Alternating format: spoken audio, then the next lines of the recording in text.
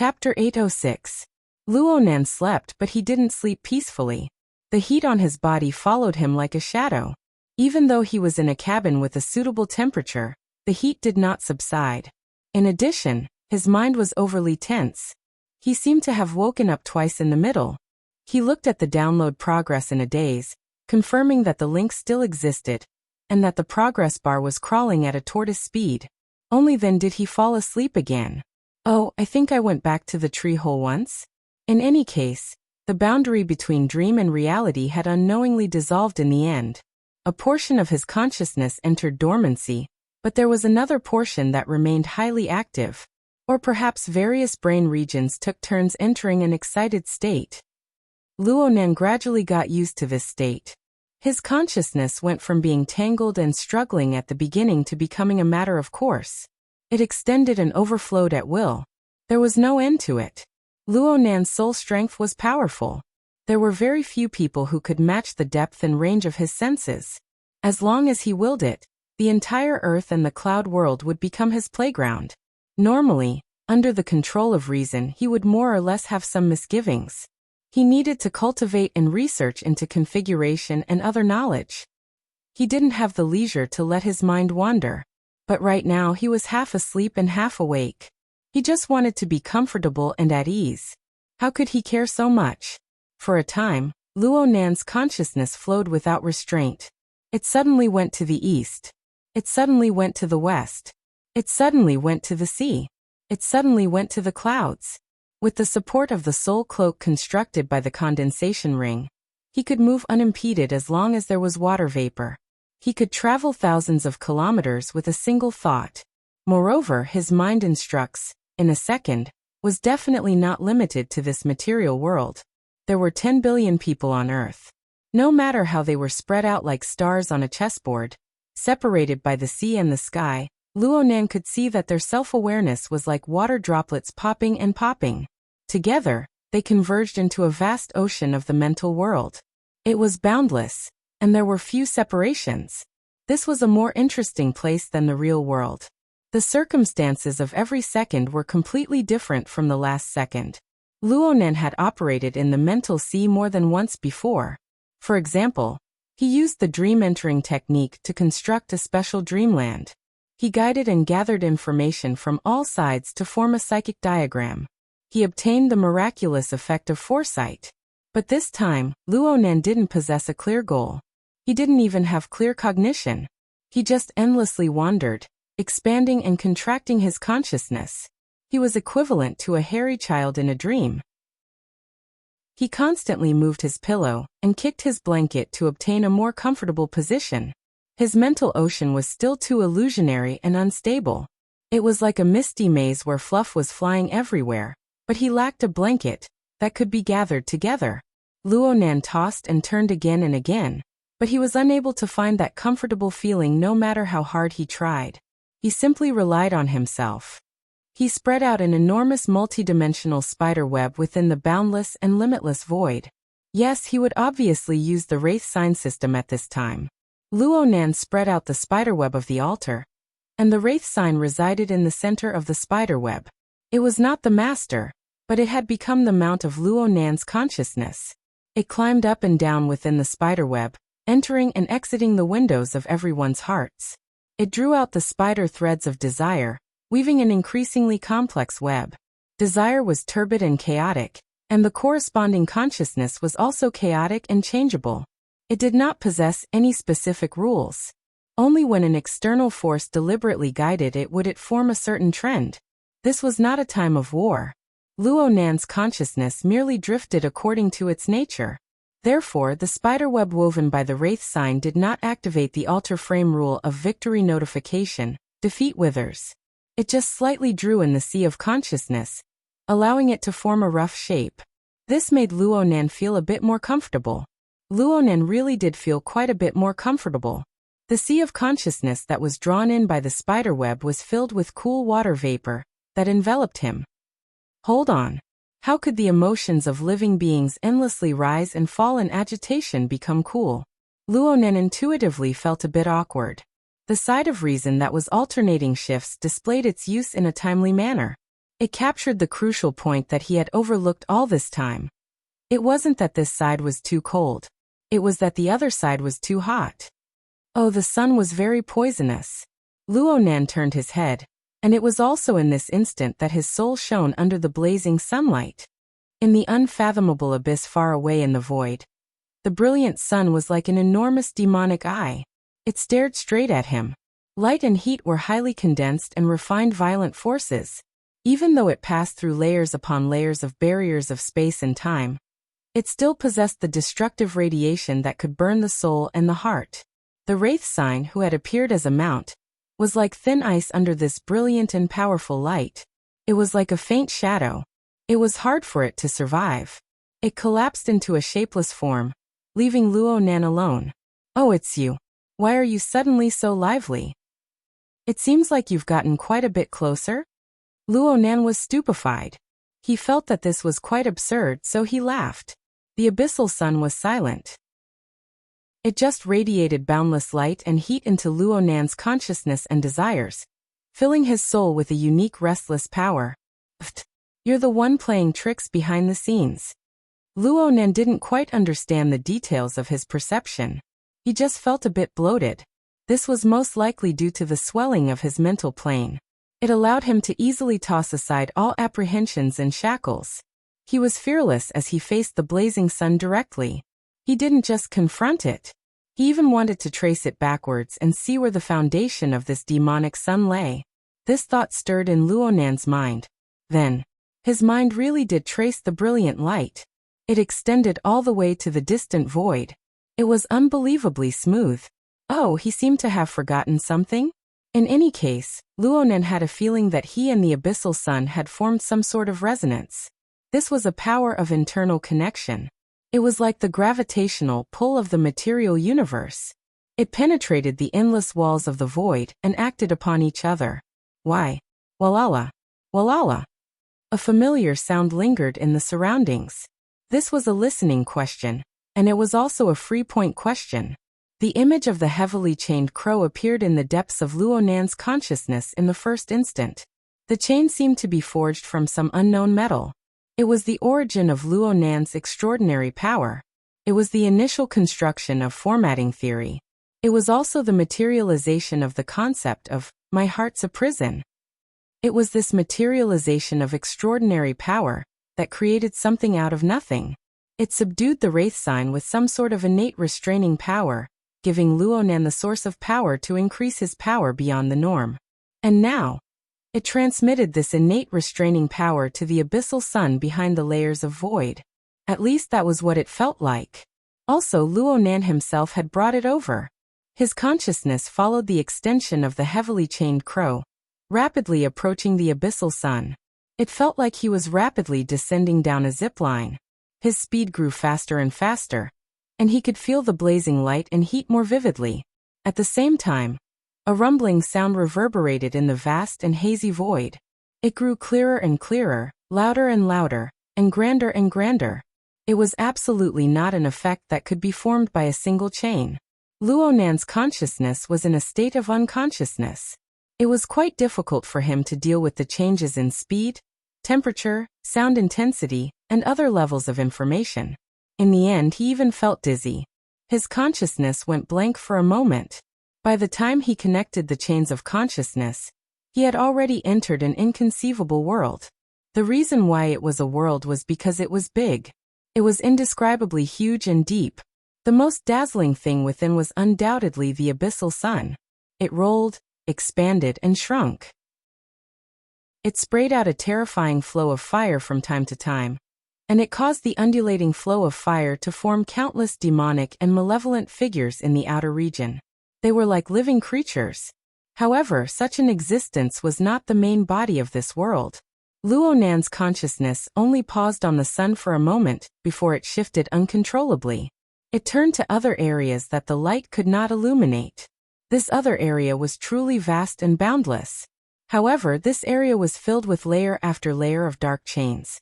They were immeasurable, and the dark chains could not be seen from beginning to end. They weaved and crisscrossed, moving back and forth, interlocking with each other. They hummed and vibrated, converging into a harmony that made one's scalp go numb. They constructed a complex, dense, and boundlessly deep-sealed prison. They were the main body of this world. Perhaps they were the essence of the abyss. Luo Nan's own dark chain seemed to have fused into this sealed prison. It was the only end that could be seen, but it was also like the only loose slipknot. Well, this was just sleep talk. Luo Nan was probably awake now, but it was more like a dream than any other time.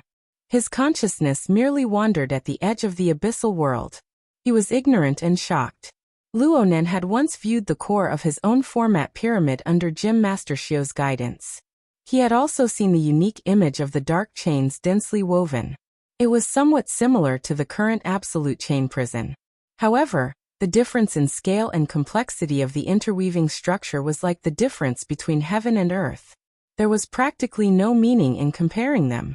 If Luo Nan were to force a comparison, then Luo Nan's was at most a crude model. Its degree of precision and rigor were inferior to even the most basic linked node of this absolute chain prison. However, there was clearly an extremely close and direct connection between the two. Could this be the source of the power of my heart's a prison? I think I saw an amazing fellow. How could there be such a place in the universe? Where in the world was it? With Luo Nan's current level of strength, any conjectures were shallow and laughable when compared to this world.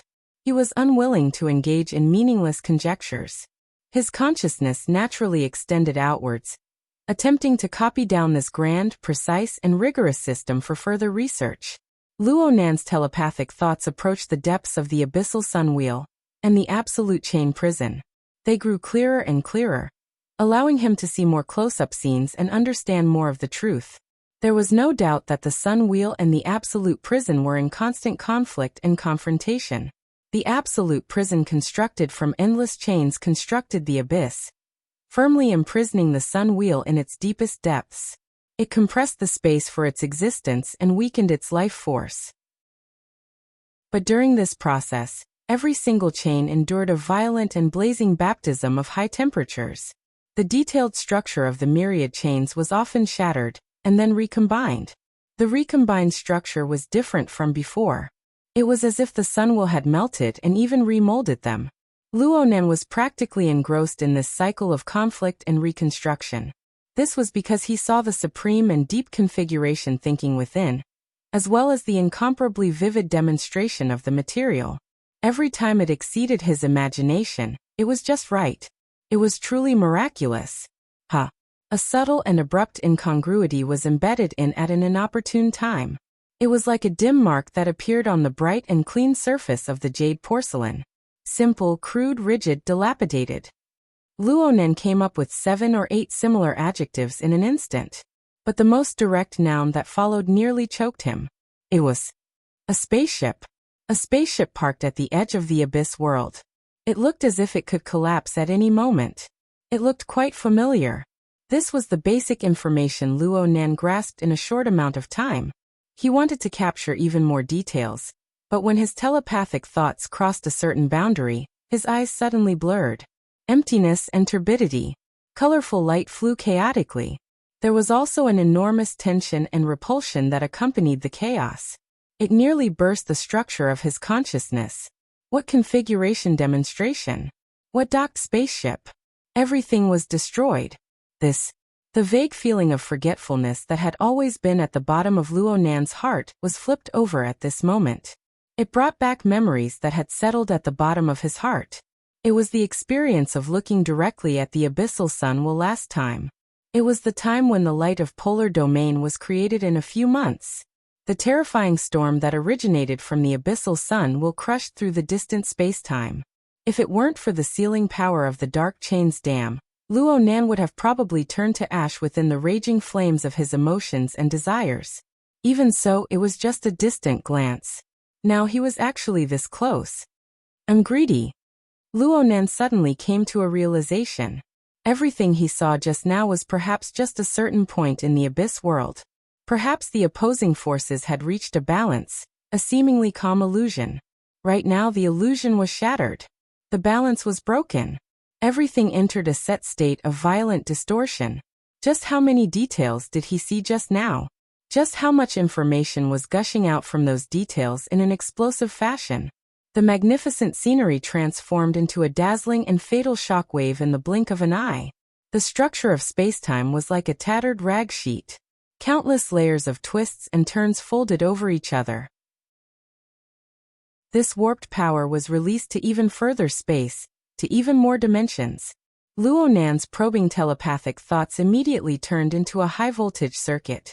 An indescribably enormous attack struck back like lightning, piercing through the frame of his body and soul. The power of the sun wheel and absolute hell, as well as the corresponding information, all poured into his brain. There was no doubt that the power of the backlash was extremely terrifying.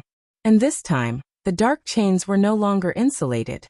The only thing worth rejoicing about was that the power of the backlash pushed forward in a crushing fashion within the frame of Luo Nan's body and soul. The first thing it came into contact with was Luo Nan's mental plane. The power of the backlash was very terrifying, but the depth and breadth of this area was quite praiseworthy. It was like a meteor falling from the heavens. Below it was a vast ocean of icebergs, desolate and uninhabited. No matter how terrifying the impact and the killing power were, a large buffer and sedimentation would appear here. Of course, there would still be killing power when it overflowed. But there was another vast buffer zone outside the vast ocean of icebergs formed by Luo Nan's God Wheel. This was the sea of consciousness that Luo Nan's altar had gathered together. The emotions and thoughts of billions of living beings from all over the world were gathered within the sea of consciousness that was gathered by the spider web. They weren't good at anything else, but their enormous numbers and loose structure were like an enormous fluffy sponge. The powerful and surging power of the backlash, and the corresponding flood of information were absorbed and digested layer by layer. Luo Nan was able to sense the dual power that came from the abyss world flowing within the spider web. It flowed over every node. It flowed over the living beings that were entangled on every knot of the web. The miraculous thing was that the altar's spider web, which was the supporting structure, directly withstood the attack. It didn't feel too much pressure. Instead, it went deeper and deeper as the power of the backlash deepened. The web was woven into the complex minds of billions of people, becoming even more dense and strict. Was it a misconception? It was like a wave of nutrients had been injected in. That was right. The structure of the altar's spider web originated from two forces. The first was the Wraith sign. It could already be confirmed that it originated from the projection of the abyssal sun wheel. The second was the framework of the altar. From what Luo Nan could see now, there was an 80 to 90% chance that this framework came from the absolute chain prison on the other side. In this way, there was the scorching heat and guidance from the abyssal sun wheel. There was also the harsh rules and control power from the absolute chain prison. They interweaved together. There was intense conflict, but there was also a subtle combination. This pair of equally grand forces clashed and cooperated. They were contradictory yet compatible. Within the sea of consciousness, within the living beings on the spider web, and even within the frame of Luo Nan's body and soul, they were drawn and spiraled, ever-changing. Well, the conflict was still mainstream. This caused the medicinal power of the nutrients to not be gentle enough. After the first wave of stimulating growth, the internal conflict quickly took the upper hand. It was only now that Luo Nan truly felt the pressure. The pressure and stimulation of this information that came from the abyss settled within the frame of his body and soul. It was also on the boundary of his thoughts. It was like a wave beating against the shore, pounding endlessly. Most of it was unable to reach the shore, but the ones that did hit the shore were like a flood that overflowed a dike. They drowned Luo Nan. Luo Nan was quite familiar with this. He had been facing a similar flood of information for the past few days. However, this flood was different from the chaotic fragments that he didn't know how to deal with. This wave of flood gradually eroded, seeped, decomposed, and absorbed within the spider web. Slowly, it became clear and logical, forming a vague framework of knowledge. Layer after layer of structure was piled up. Order. The most beautiful order. Even though it was heavy to the point of being hard to bear, it made one unable to stop. Luo Nan let out a long breath. His various planes of consciousness awakened one after another under the control of order. He unwittingly became completely clear-headed. He opened his eyes. The flat ceiling of the cabin was reflected in his eyes. There was also the blood-like sunset that penetrated through the porthole. The information of the material world was rich and vivid. It was most suitable for humans to receive and understand. It was just that Luonan turned a blind eye to it. Instead, he gave up the easy for the difficult. He went to decipher the enormous information structure that still settled within the frame of his body and soul. The altar's spider web. He made appropriate associations and extensions. Luonan naturally thought of his own situation. He was probably the primary martial arena of the conflict between the Sun Wheel and absolute prison in the spacetime of Earth. It had been going on for a very long time. The configuration system and the Wraith sign system. Reason and emotions. Rules and chaos. Wasn't this the case? There was also the Mist Maze. The current Luonan could make a clearer judgment of the core area of the Mist Maze.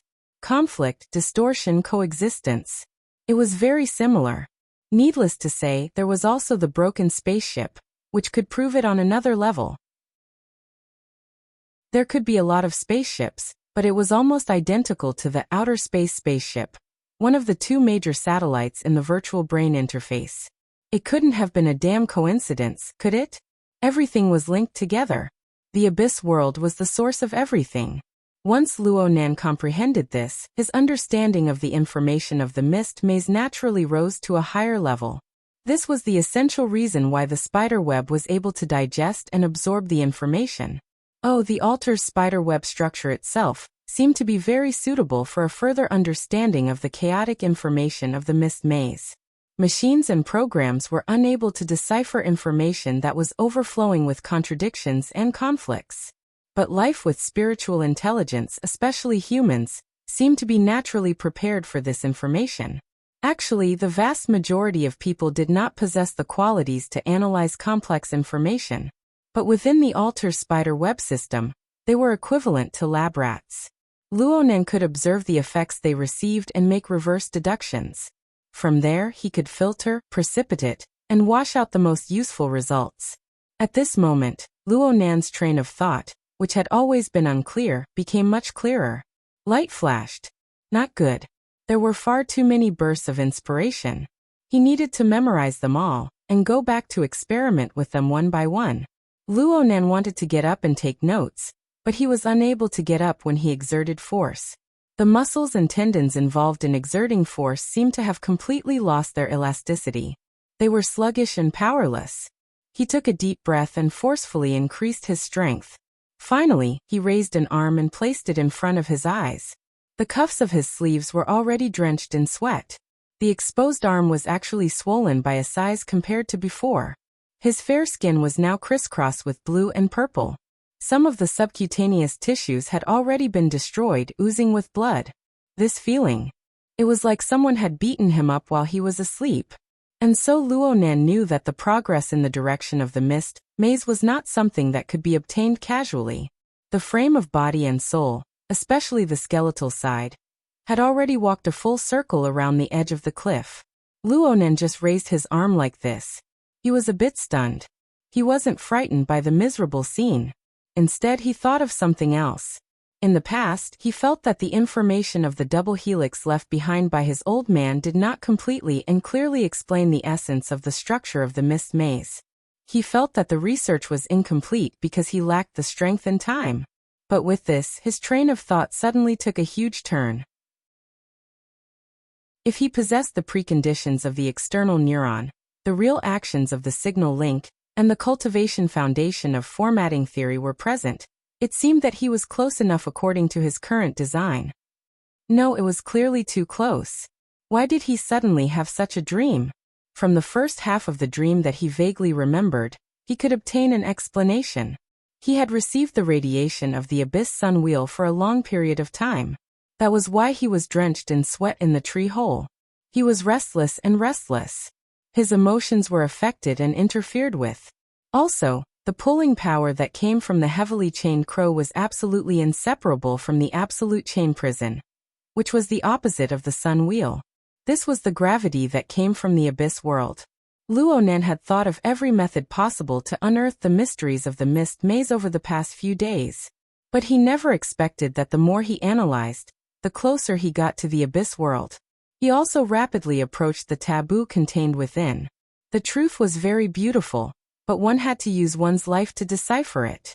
It was hard for him to hold on for long with his injured limbs. His swollen arm fell onto the tatami with a thud. There was no intense pain. He just felt numb and powerless. He could basically confirm that his nervous system had been injured.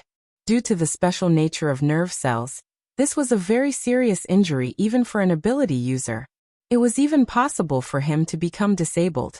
Luonan didn't really care about his own injuries. Instead, he thought of another old matter. An old matter that most likely no longer held any meaning. Perhaps on the other side. His father had suffered a loss. He wasn't too sure of his father's strength, but he knew that his father wouldn't be at the extraordinary level and wouldn't be stronger than him. He most likely wouldn't have the soul cloak or the altar spider web, which were blessed by the heavens. Then what about the gravity and impact that came from the abyss world? Luonan smashed the tatami again. Then he closed his eyes and muttered, "It's useless to think about these things. Next. Mr. Inlu, who was outside, heard the noise over here and asked in a low voice. Luonan didn't open his eyes, but Inli's current state was naturally reflected in his mind. She should have been waiting outside for quite some time. Her mental plane was fluctuating quite a bit. She probably had something she wanted to report, but she didn't dare to disturb him. Luonan heard a sound from inside, so he took the initiative to ask. "Come in." Luonan discovered that his throat was incredibly dry when he spoke. His voice had already changed pitch. The bamboo lattice door opened. Snake Tongue remained in a kneeling position outside. She feigned an inviting gesture as she invited Inlu inside. She grasped her posture quite well. But soon, Inli's startled cry caused the entire scene to collapse. "Mr." Inlu rushed inside, and Snake Tongue straightened her back from outside the door. She was stunned speechless.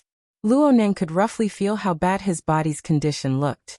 He just hoped that it wasn't a bloody nose and swollen face. "Stop. It's not that serious." Luonan didn't want to create that sort of mourning scene. He added a bit of soul strength, and his limp, exhausted body flipped over without the need for any muscles. It was as if he was in a gravity-free environment in outer space. Inlu was stopped by his shout. She stopped walking, but her face was still deathly pale. Luonan's state just now was simply that of a swollen corpse. It really scared her. Behind her, Snake Tongue broke away from her shock a bit earlier than Inlu. Her pitch-black pupils rapidly swept across Luonan's body, and her eyelids drooped down again. But then she bent her waist even more. Her forehead was nearly stuck to the tatami, expressing her attitude for not taking good care of him. "It's just a small hiccup. Don't worry." Luonan continued to comfort her. Inlu blurted out, "Is it because of the sunlight nightmare?" "Huh?" Luonan blinked. "What's that?" "You." Inlu spat out half of her words. Finally, her long years of experience as a secretary came into play. She forcefully suppressed the doubts in her heart and explained honestly. Just an hour ago, a large-scale similar nightmare phenomenon appeared on the west coast of the new continent. According to current statistics, at least 100 million people dreamt of encountering the blazing sun, intense light, high temperatures, and other situations while they were sleeping. Luonan raised an eyebrow. Of course Inla saw it, but she could only feign ignorance. She continued, "Someone posted this experience online, and it caused a lot of agreement and reposts. It has already formed a trend of panic in the new continent.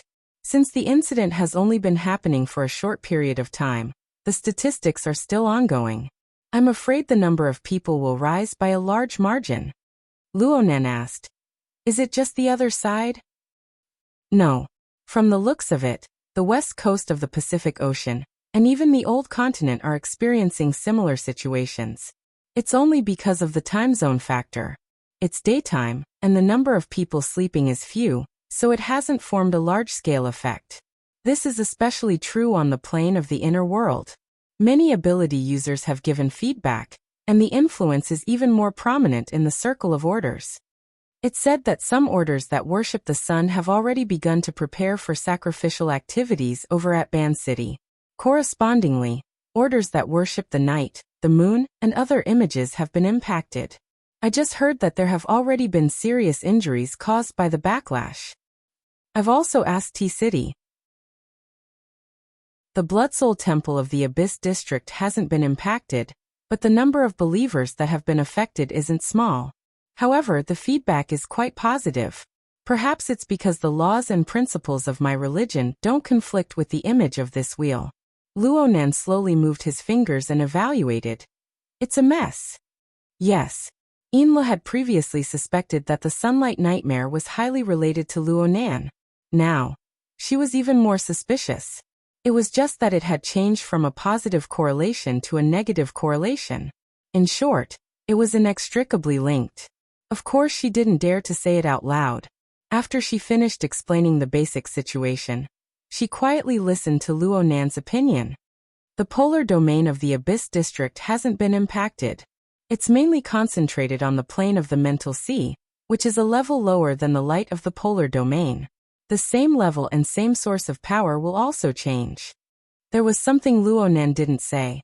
Compared to the light of the polar domain that had gone out of control, could this be considered a digestion in a certain sense? As he muttered to himself, Inli's eyelids twitched to the side. Due to her insufficient cultivation, she had only heard of the light of the polar domain several months ago. She didn't have a direct view of it.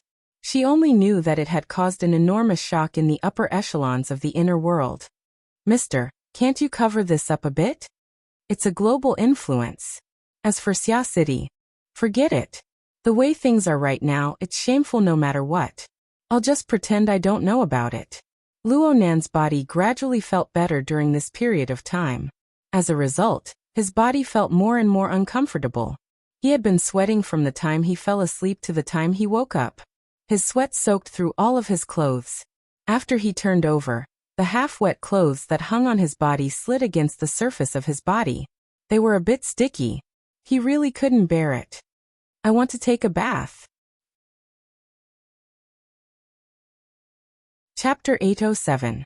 No matter how Luonan's tone was, whether it was Yin-Lu or Snake Tongue, they all treated it as an order to carry it out. 15 minutes later, Luonan was already submerged in the warm and slightly scalding hot soup.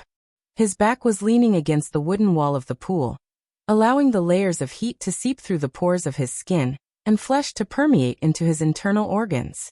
As for whether or not this method was appropriate while he was injured, Luonan didn't mention it. Yin-Lu and Snake Tongue didn't have the leeway to comment. It had to be said that the traditional bathing culture of Ban City was quite unique. Due to limited conditions, there was no hot spring on the yacht. But with Snake Tongue, who was born and raised in Osaka City and had been nurtured in traditional shrines for over 10 years, she was able to use the limited facilities to achieve a similar level of enjoyment. Under Snake Tongue's service, Luonan washed his body clean. Then he entered the narrow and small bathroom, and soaked in the deep pool that could only fit 2 or 3 people. The ceiling above his head, and even the deck above him were all opened up, revealing passageways that were like the walls of a well. The passageways led to the faintly dimming light of the sky. The claustrophobia and tranquility of being a frog in a well actually caused some philosophical thoughts to settle down. Luonan leaned against the wall of the pool, inhaling and exhaling warm water vapor. Behind him, Snake Tongue raised a wooden ladle and poured warm water from a bamboo pipe onto his shoulders and back. The change in temperature and the impact of the water continued to provoke the senses of his body. When he got used to it or became numb to it, there would be a strange tipsy feeling in his mind that quietly dissipated. You really know how to enjoy life. Luonan mumbled with his eyes closed. The direction of his words was rather vague. It was unclear whether he was referring to the previous owner of the yacht or Snake Tongue, who was currently serving behind him. Through the mist, Yin-Lu wanted to reply, but in the end, she felt that it wasn't appropriate and did not speak. She could only feel the awkwardness in her heart. The bathroom wasn't that big to begin with. The pool took up nearly 2/3 of the area. Snake Tongue was behind Luonan, watering the water, and Yin-Lu was squeezed near the door, especially since she was wearing a business suit that didn't match her appearance. She didn't wear shoes, and the steam had soaked her coat and her stockings. She looked a little embarrassed. What was even more annoying was the sullen feeling of working for someone else. The yacht she'd bought with her own hands had unexpectedly become Snake Tongue's home court due to Harmony Wind's renovation. The former witch's behavior was so natural and perfectly integrated with the current scene. It was as if as long as she was there, more exquisite and delicate enjoyment could be discovered. In this place, Snake Tongue didn't need to do anything. She only needed a sense of compatibility to be able to crush her. Snake Tongue didn't need to do anything here. She could crush Snake Tongue. Snake Tongue still displayed a temperate attitude within the bathroom environment. Even though she was helping Luonan take a bath, she still wore a kimono. Her entire body was dressed in a strict manner. She didn't care if the steam in the bathroom made her clothes or hair wet. Water droplets condensed from steam slid down the surface of the kimono, the inner lining, the cheeks and the neck, accentuating the delicate and white skin. On top of the neat bun, there was a thin layer of water, which gave it a porcelain-like enamel effect. Such a scene had already entered the category of art. Though a portion of the reality had been erased, wasn't this the sort of thing a youngster of Luonan's age liked? This was Luchen King edge out. In this sort of environment, she intentionally or unintentionally used the contrast between intimate contact and formal attire to carry out some sort of hint. She probed Luonan's reactions and inclinations. Don't ask Inlo how she knew. The reality was that Luonan didn't express anything from beginning to end. Yet he didn't refuse such probing. He seemed to be enjoying it confidently and confidently. If it was a normal man, Inlo wouldn't have considered the obstacles of arrogance or modesty. But past experiences always proved that when she began to consider how to take the next step, this young man's state of mind had already entered an irrelevant and unconventional level of thinking. Unable to understand his thoughts, unable to feel his pulse, forever passive, unable to keep up. For a personal secretary who was motivated, facing such a boss was really stressful. Inlo was even thinking about studying the persona psychological analysis file a few more times to see if she could find any clues. According to the usual procedure, there should be a follow-up update to this set of information. If she really wanted to renew it. Inlo took a small breath, and the slightly choking water flowed out from her nose and throat. However, the heat still seeped into her internal organs, bringing an even heavier dampness and dryness. Sweat dripped down from her temples, sliding across her cheeks and onto her collarbone before sliding down. Her body was extremely greasy. The sound of water splashing in the room was extremely monotonous and noisy. It was truly unbearable. For an instant, she even wanted to push Snake Tongue, who was putting on an act, into the pool. She wanted to see what Snake Tongue would do when the time came. The sunlight nightmare. Pretty much everyone has a share. Yes. Inla suddenly came back to herself and responded instinctively. She heard Luonan's muffled voice pass through the mist. He was indeed speaking to her. It mainly targets the turbid flow of the emotions and desires of living beings. There are many hidden stimuli, and it is somewhat related to the nature of the Blood Flame Order's power.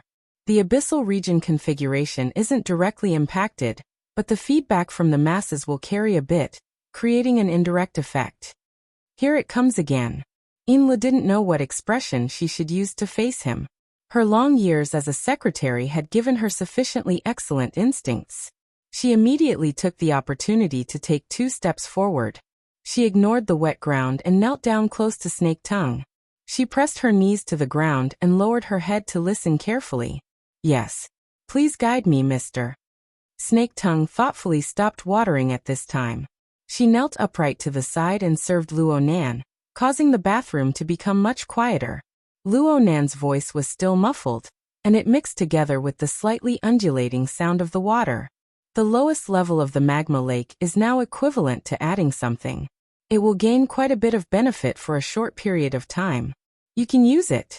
However, pay attention to guiding and dispersing it. Don't let it flood your mind and explode your negative emotions. Inlu subconsciously responded, yes. But in the blink of an eye, her final words were stuck in her throat. He wasn't talking about the order. He was clearly talking about herself. She stood to the side, her emotions surging up and down. They actually didn't escape Luonan's eyes. It was hard for anyone to avoid palpitations and fear from being exposed like this. Her heart skipped a beat, but the compensating emotions that came surging up were unexpectedly peaceful. They were even mixed with a marvelous feeling of excitement. Yes, she and the Bloodflame Order were under Luo Nan's control for a long time. They were cowering under his inconceivable might. She was able to attract Luo Nan's attention. This proved that she possessed a certain position and meaning in Luo Nan's heart. She was quite lucky. Besides, what was so strange about having her thoughts seen through? Several months ago, when she was communicating with Luo Nan through Fei Jin, hadn't she already been pierced through by this sharp edge? Also, she had experienced the mystical feeling of fighting across space with a true god and the others.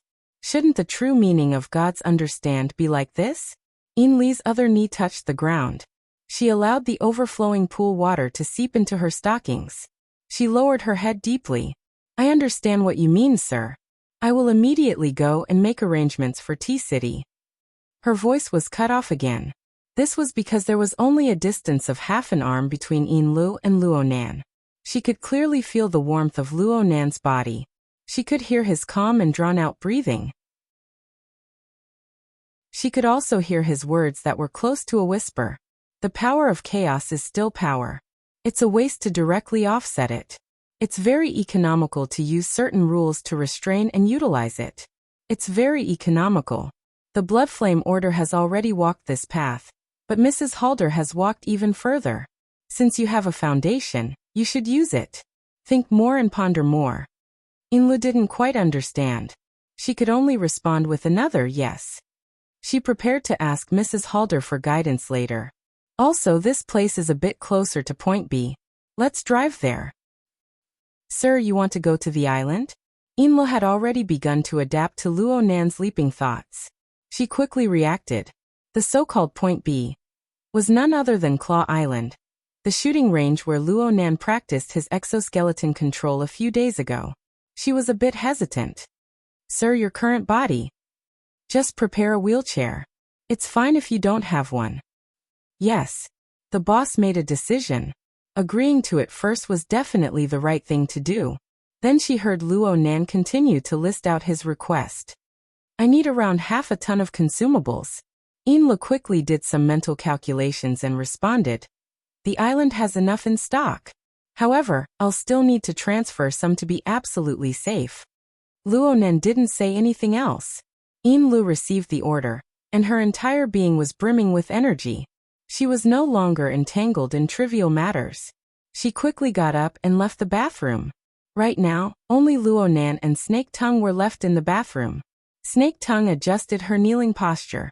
She also used this opportunity to quietly adjust the rhythm of her breathing. She slowly entered the service station.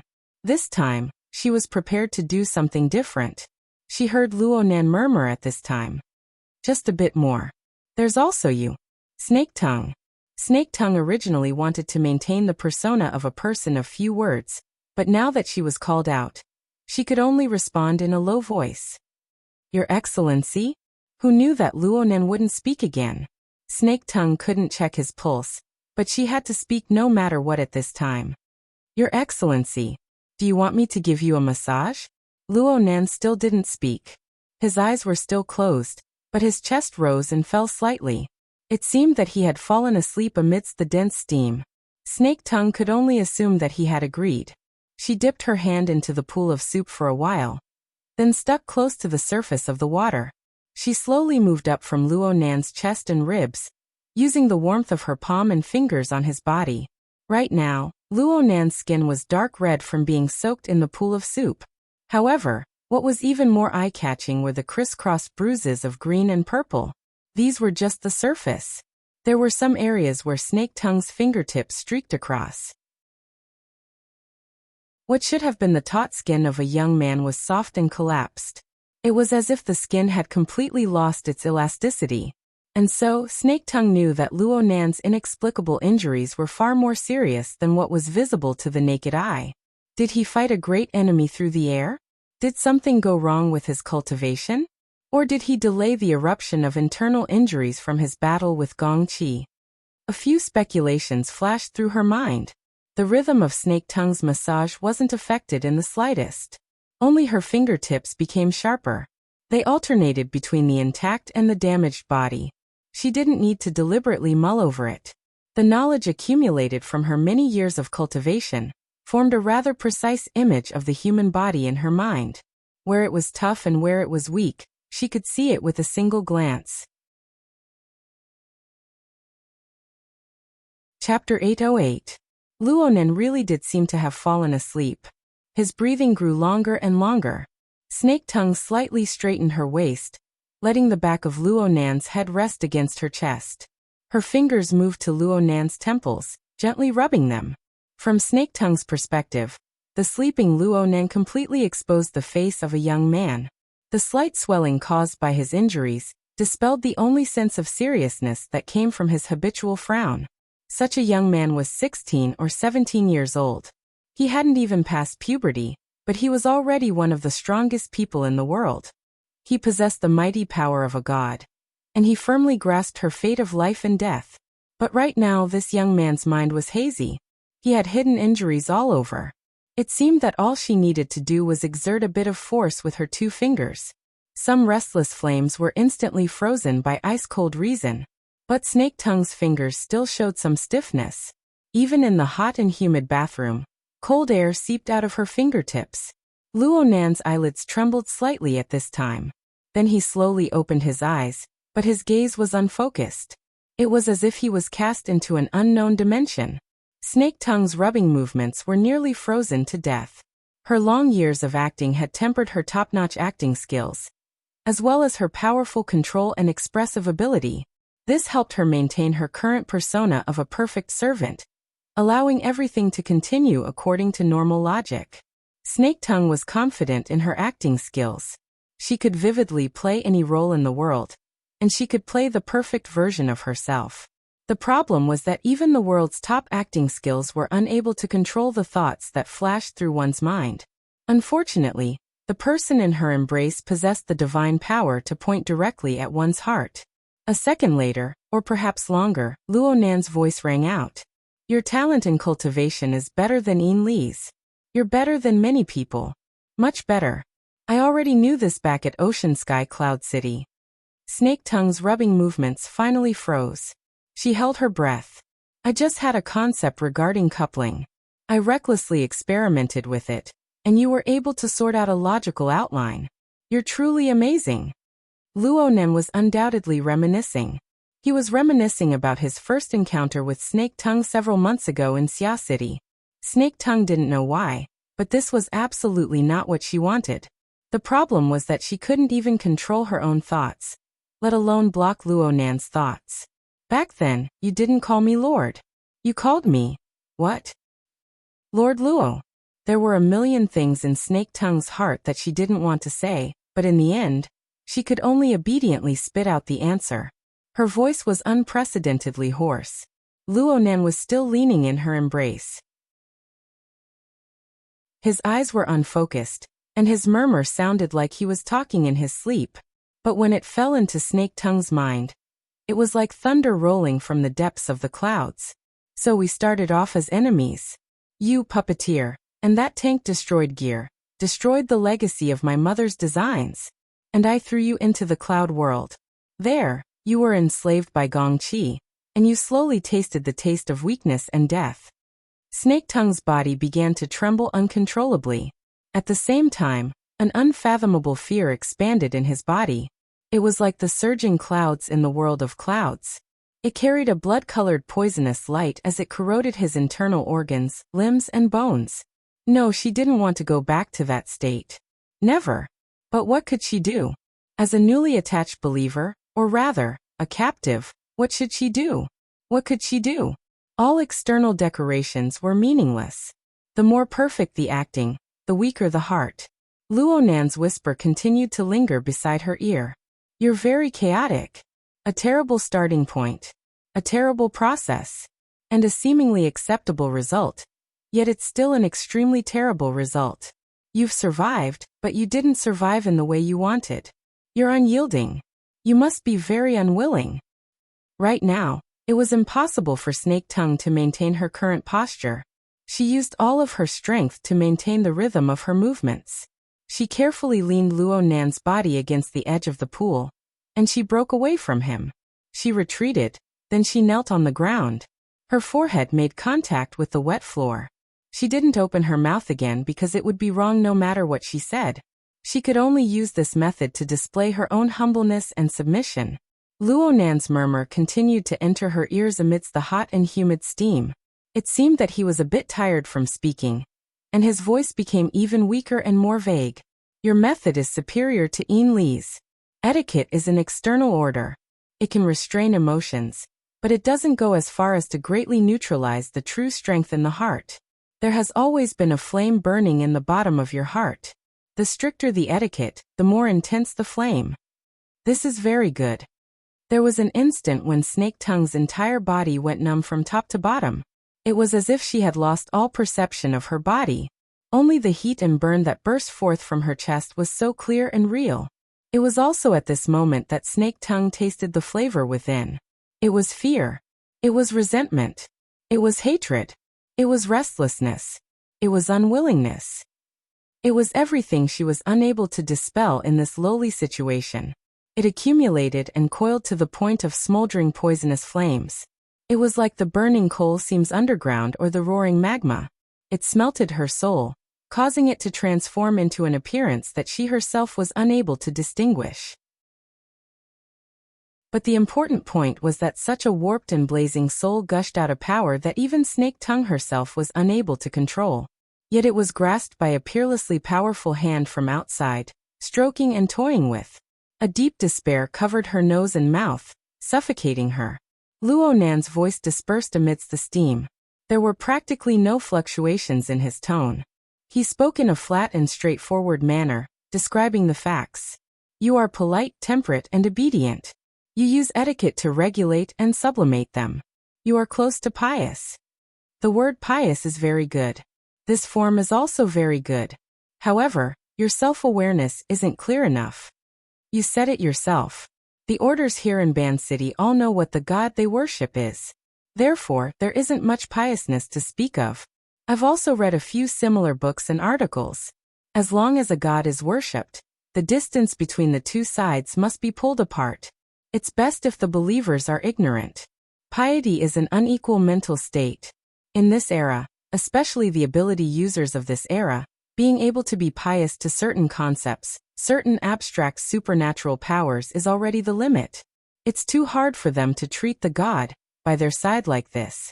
Moreover, I'm far from being considered a. Then there was a knock on the door at this time. Inlu reminded him from outside the door. Mister, everything is ready. Luo Nan's train of thought was interrupted, but he didn't mind. He went. Oh. Then it's fine to stop here. Inlu thought that Luo Nan had finished his bath, so she pushed open the door and entered. She had prepared a wheelchair outside the door. However, she was stupefied when she saw the situation in the room. Her gaze turned to Snake Tongue, who was lying on the ground. She resisted her curiosity and listened to Luo Nan's instructions. Luo Nan used his soul strength to drive his body, and stood up from the hot spring. Let's go. Hurry up and tidy up your body. Inlu rushed forward to support him. Snake Tongue, who was lying on the floor, was stunned for 2 seconds before she absent-mindedly got up. She completely followed her instincts and did what she had been doing before. It seemed that she would continue doing in the future. Before today, Luo Nan had never encountered such a situation. He had bared his body in front of 2 beautiful women. He was like the slave masters of ancient times, enjoying meticulous service down to his hair. However, the speed at which he entered the state exceeded his expectations. There was still some awkwardness and deliberate restraint before the bath, but now it had already turned into nothingness. Of course, he had never seriously experienced anything. Most of Luo Nan's energy was placed on the sunlight nightmare, the source of this phenomenon, the abyss world, and the intermediate process of the evolution of the two. He had observed the abyss world, and even experienced the effects of the backlash. Right now, his brain had quite a few bursts of inspiration. Unfortunately, none of them matured. Once he entered the practical domain, he would more or less be lacking. And these were just insignificant sprays and droplets of the torrential flood of information. There were many more valuable things. They were all buried in the filtering nets of the soul cloak and the altar's spiderweb. It was hard to find a trace of them. If he forcibly searched, his consciousness would unconsciously move toward the abyss world. He would feel the gravitational effect. Luonan didn't know the gravity of the situation. He didn't have the courage to do another wave in a short amount of time. Therefore, he cast his gaze toward the outside world. The other side of the Pacific Ocean was the area that suffered the most from the Sunlight Nightmare's attack. However, Luonan had already observed that the attack was too tyrannical. The effects and feedback were rather monotonous. On the other side of the old continent, the effects were incorporeal and ever-changing. There was great value in observation and research. Yin-Lu and Snake Tongue were both targets of his observation. As for the results of the observation, there weren't any surprises on Yin-Lu. Her years as a secretary had made her sharp and tactful, so she naturally tended to treat her boss as the key. Even if there were some stimuli, she would swiftly dissolve them without any qualitative changes. On the other hand, Snake Tongue, a beautiful and obedient woman on the surface, hid an almost instinctive untamed strength in her heart. The exuberant emotions that were suppressed in the deepest part of his heart, and the calmness and rationality that had been polished for years were a special portrayal of the blend of chaos and order. If one were to look at it with colored glasses, they would even vaguely see the checks and balances between sun and hell. Something as big as the Sunlight Nightmare had finally left some traces in this world. That was good. Luonan decided not to provoke Snake Tongue for now. Snake Tongue needed to digest the emotional impact she had revealed. He also needed to make further observations and interpretations. Don't look at how his previous psychological analysis was straightforward and incisive, hitting the nail on the head. Luonan still had a smattering of knowledge when it came to the deepest parts of human psychology and emotions. He always felt that he was lacking a bit. He was separated by a layer. He was unable to touch it. The more it was like this, the more he couldn't let go of a special case like Snake Tongue. Wasn't this a bit excessive? But among the pile of believers, there was only one example of an enemy transforming into a believer, Snake Tongue. For such a dangerous experiment with unpredictable consequences, why didn't he look for her? Luonan's mind spun 2 more times. The more he spun, the more he felt that it was natural and right. Oh, the more he spun, the more inexplicably delighted he felt. How should he refer to it? The exquisite and treacherous changes that came from the bottom of his heart troubled Luonan a bit. Perhaps he needed to read a few related monographs or consult a veteran like Mr. Bai. Chapter 809. Under the service of the 2 beautiful women, Luonan quickly took care of his appearance. He wore a bathrobe and sat in a wheelchair. Yin-Lu pushed him out of the bathroom. Actually, the wheelchair was electric, but Yin-Lu was willing to push him, so Luonan let her. Yin-Lu seized the time to give a more detailed report after arriving in a domain that was more suitable for her. The yacht will arrive at the pier of Claw Island in approximately 7 minutes. Mister, do you want to go directly to the island? Yes. Then let us help you change your clothes, mister. Oh, no need. In any case, we probably won't be able to stay. Just go directly. Yes. Yin-Lu was used to these kinds of instructions. Plus, she felt that the temperature of Ban City in May was acceptable, so she didn't say anything more. As for Snake Tongue, she was even more silent than before. The kimono on her body was half wet and a bit messy, but she didn't cut a sorry figure. At least she didn't look that way on the surface. She followed the style of a traditional Ban City woman. She walked forward with small steps, reserved and humble. Who could know that there was a ball of poisonous fire rolling in her heart, but it was sealed in the ice of reason, burning in despair. Even though Luonan was the one who set the question, he was unable to detect any clues from Snake Tongue's tranquil expression, just by looking at her from the outside. In an extremely short amount of time, Snake Tongue had already grasped the basics of losing control of her emotions. She suppressed them so that they wouldn't interfere with her reason. At the same time, she continued to provide a stimulating power. Of course, as Snake Tongue completed all of this, The altar spiderweb constructed an even more complex and profound control structure in her mind. Not only did Luo Nan's control over her not weaken, it actually increased. This can be considered my work, right? Truly amazing. Luo Nan didn't know if he was praising Snake Tongue or praising himself. He tilted his head to size up Snake Tongue, but in the end, he adhered to his previous plan. He didn't stimulate her further. The three entered the elevator and went to the upper deck. Inlu received a phone call in the elevator. It came from the cockpit of the yacht. She was a bit surprised and hung up after a few words.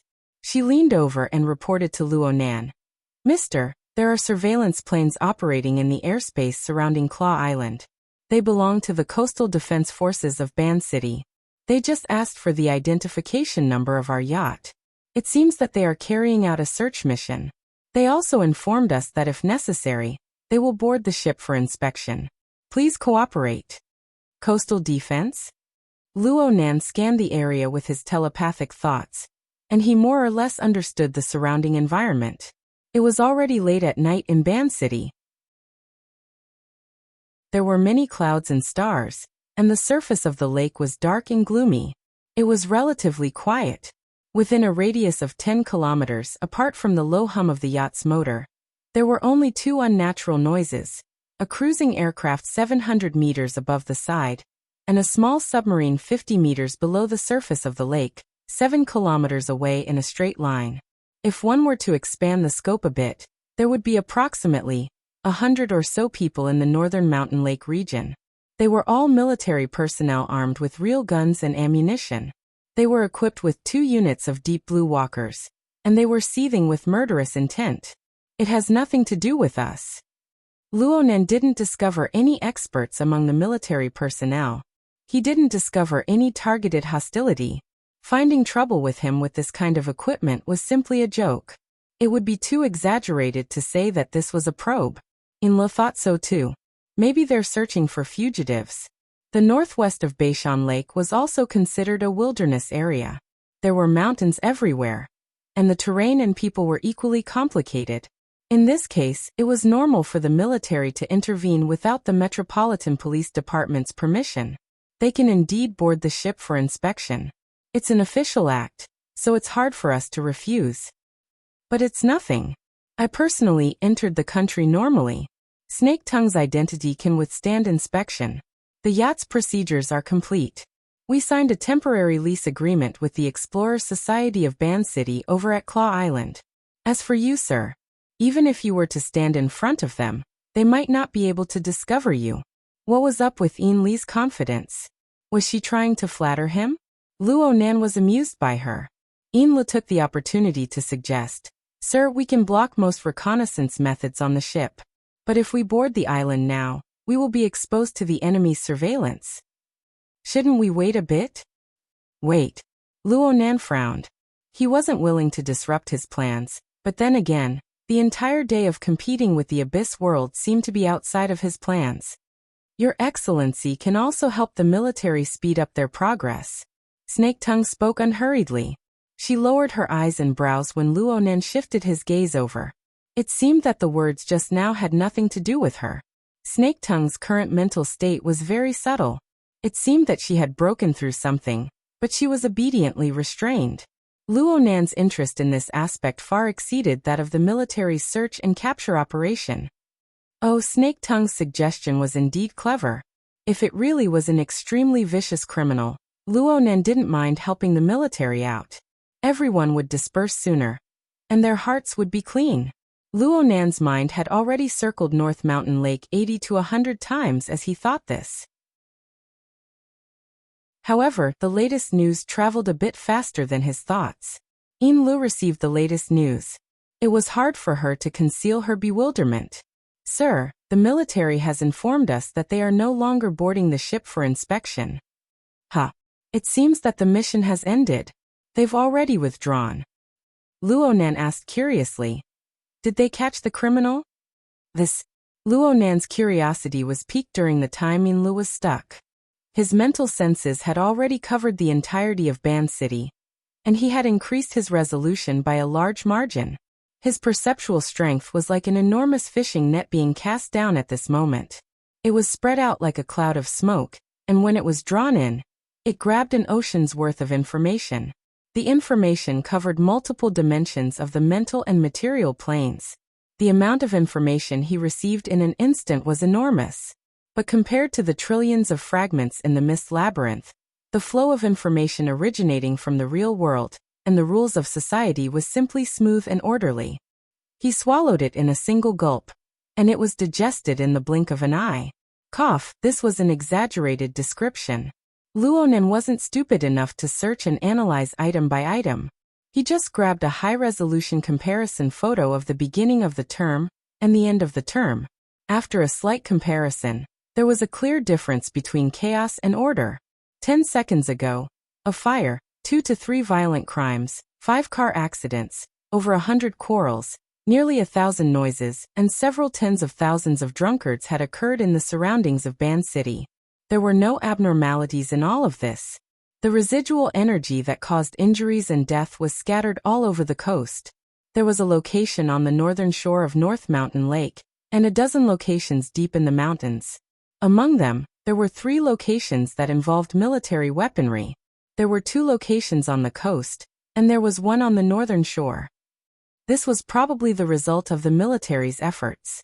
Luonan didn't possess the ability to rewind time, but he was able to perform positioning and analysis from the vibrations of the particles in the atmosphere and the eruption of emotions in the sea of consciousness.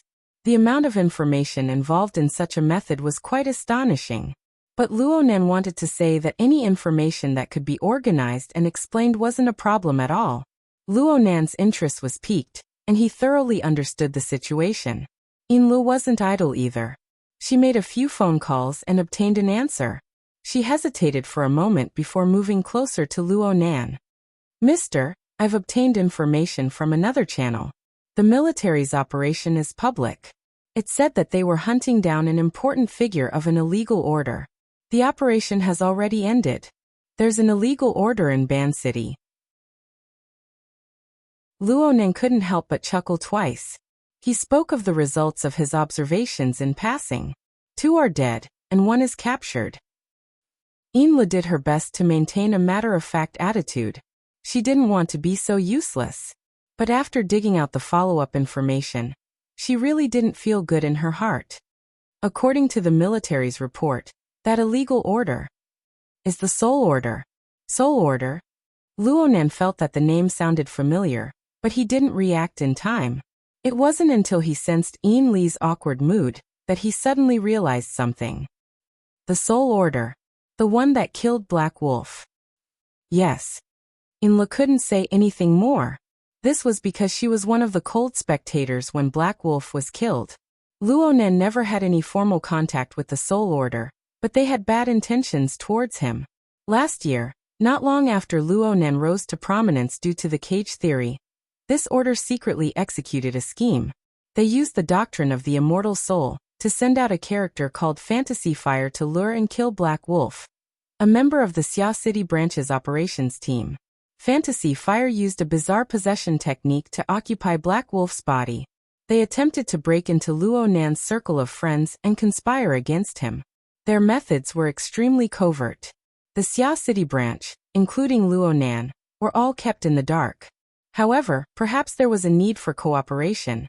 But Fantasy Fire's luring and possession operation against Black Wolf turned into a business demonstration. The middleman was the LCRF Xia City manager, Sun Jiai. The client was the Blood Flame Order. Yinlu was the one present at the time. It wasn't a big deal at first, but everyone present at the time, including Yinlu herself, never expected that she, Mrs. Halder, and even the entire Blood Flame Order would completely lean towards Luonan in a few short days. In this way, the secret became a joke. The incident came inexplicably and left abruptly. Fantasy Fire, who had taken over Black Wolf's body, was personally captured by Ouyang Chun. However, Fantasy Fire's soul was in a special state. His soul was completely extinguished the moment he was stimulated intensely. He didn't leave any clues behind. Sun Jiai was controlled by the Xia City branch.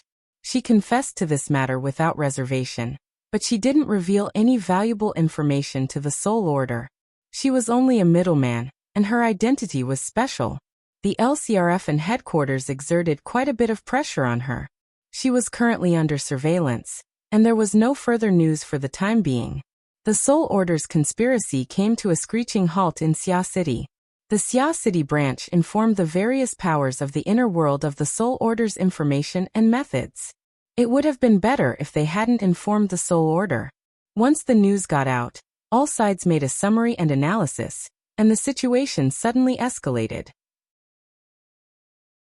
It turned out that Luonan wasn't the only target of the Soul Order. Many powerful and famous ability users of the inner world had become their targets. Their methods were very similar. They all attacked the outside first, and then they gradually infiltrated. In this way, there were nearly 100 innocent victims, not to mention the main target. Their goals were vague. Their motives were unclear. They attacked fiercely right from the start. This sort of order was an illegal organization. Overnight, this pheasant order, which didn't have much of a reputation, became the target of everyone's curses. Especially at the beginning of the year, they were simply the public enemy of the world. Regardless of whether it was the inner world or the secular world, news about them repeatedly appeared in the newspapers.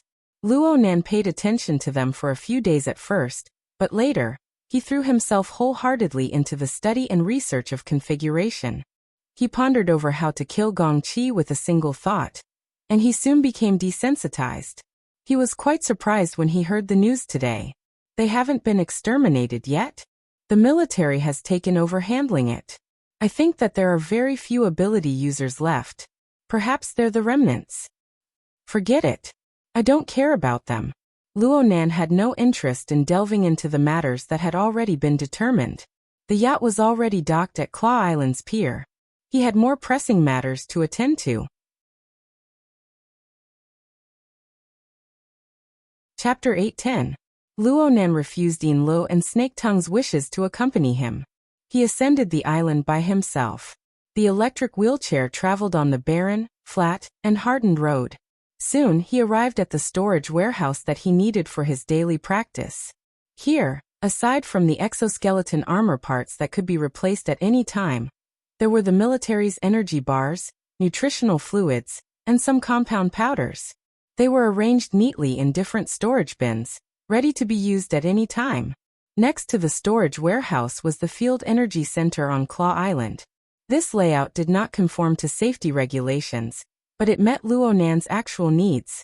Right now, the energy center was equipped with a superconducting generator set. It operated tirelessly under the dual drive of wind and water. It provided an unending stream of electricity to the entire island base. It should be enough. Luonan compared the specific consumption of his previous practice and had a plan in mind. After all the prerequisites were met, he leaned against the back of the wheelchair and maintained a comfortable posture. He closed his eyes and cast his telepathic thoughts behind the layers of void barriers. The misty world, the misty maze, the tree-hole space. Luonan's telepathic thoughts flowed unimpeded. He smoothly made contact with the information of the external neuron floating above the lens. The feedback information made Luonan spit out a turbid breath. He had been wondering whether or not the signal link between the external neuron and the corresponding flying ship would be a bit more stable after a round of intimate contact had been realized. Reality was cruel. The downloading process of the offline test question library had yet to end.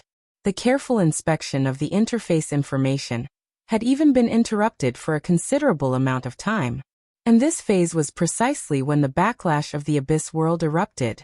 It was very clear that the outer space flying ship and the Abyss world were not the same thing, even though they were close. The fluctuations of the Abyss world formed a clear interference with the signal transmission of the flying ship. From this perspective, Luonan's previous torment did not make up for his losses.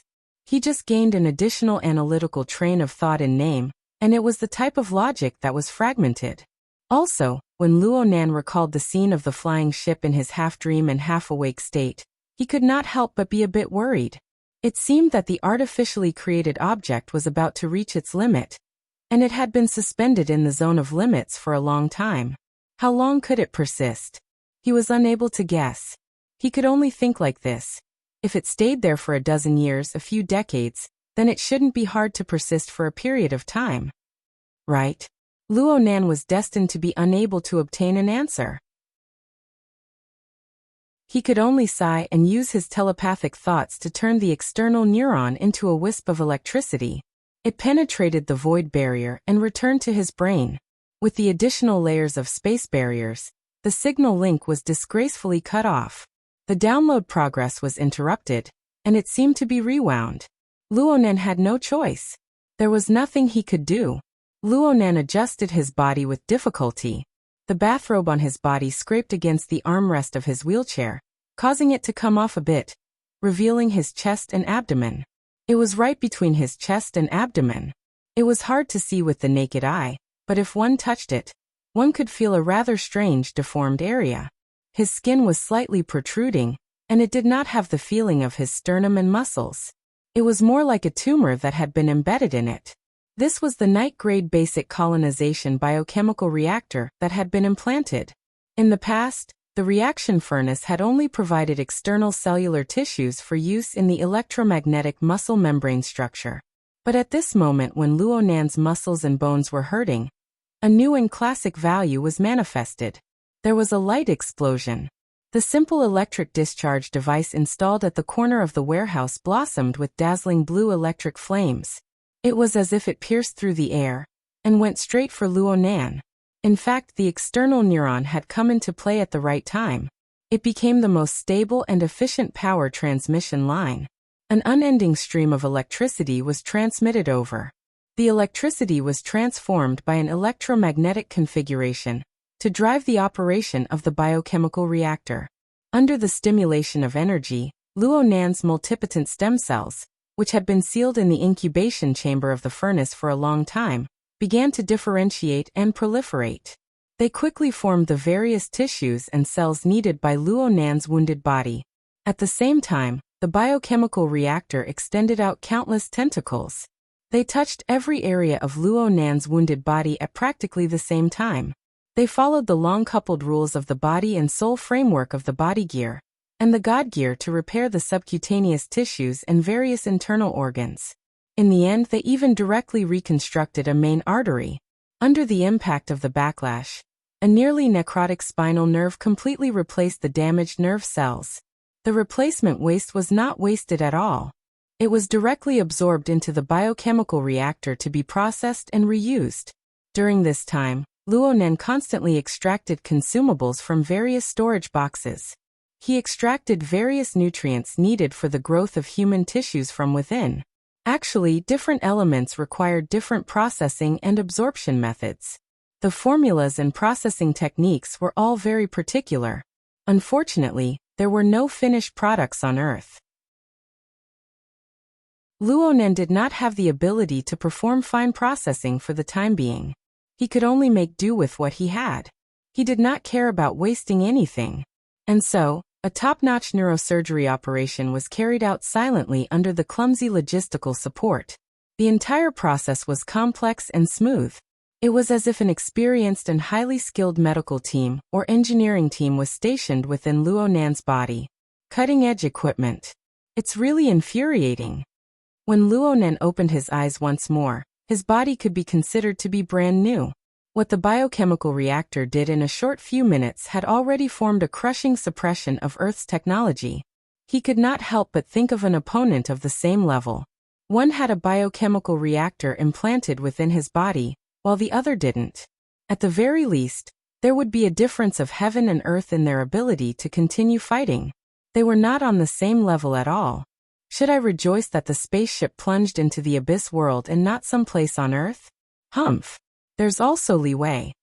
Of course, Luo Nan would not forget that this equipment was something he had snatched from Li Wei's tiger's mouth. There was an 80 to 90% chance that there would be similar equipment over there. But in any case, the established facts brought him more joy. There was no benefit in thinking too much. Luo Nan just needed to know that the biochemical reactor was very useful to him now, and it would be very useful in the future. The coupling effect of Luo Nan's body and soul frame was like that of a gear set. The large wheel carried the small wheel. Even if the teeth were extremely good and the lubrication was extremely good, The small wheel would still wear and tear after a long period of operation. Needless to say, the difference in specifications between the two wheels was far too great. Even though he normally had the soul cloak, the sandwich domain, and other similar reservoirs to adjust, the backlash damage to his body would be quite severe if he were to go all out in an emergency situation.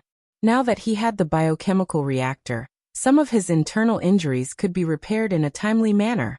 It would not accumulate over a long period of time and lead to unpredictable consequences. Luonan thought deeper. The body and soul frame he had constructed several months ago based on the concept of coupling still had areas that needed to be perfected. There was still room for adjustments. The dichotomy between the body and the spirit was too crude. Magnified to a broader system, the effect between the two was not as simple as the mutual interference between matter and consciousness. Instead, one had to consider the harmonious relationship between order and disorder, rules and chaos, controllable and uncontrollable. TSK, he had naturally entered into the frame of the abyss world. Luonan did not want to court death, so he stretched his back on the wheelchair. He was not in a hurry to get up. After all, the tissues of his body had just grown, especially the nerve cells that included his spinal nerve. He needed to continue working together. Right now, there were still some problems with his coordination. It was always better to be conservative and cautious. He used the wheelchair as a means of transportation. He patted the armrest, and a miniature motor silently drove him out of the warehouse. But he only advanced 2 or 3 meters before he lost all power. He could not respond. Oh my brain is screwed. Luonan had only cared about recovering from the injuries on his body.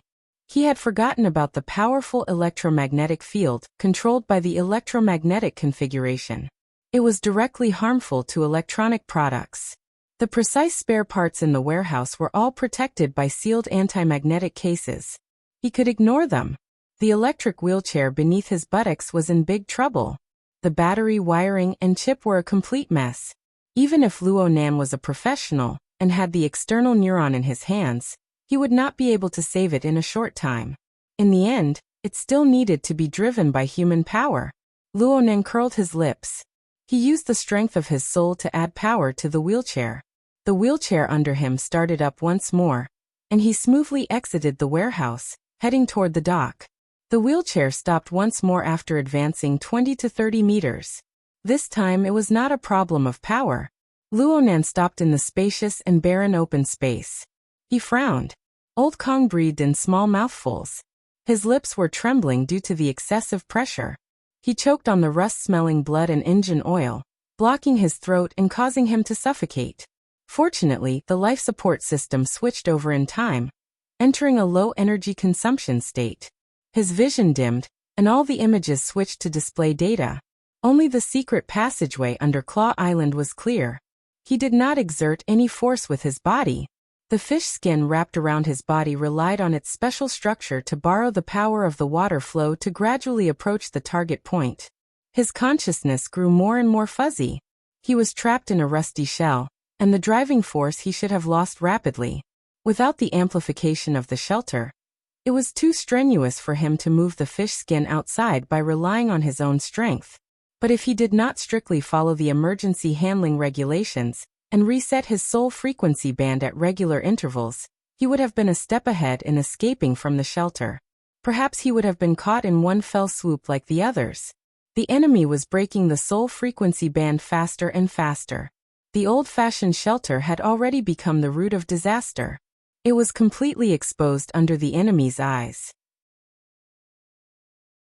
The problem was that, just like the predicament he was currently in, without the augmentation of sanctuary, they who lacked talent would lose even the most basic ability to resist.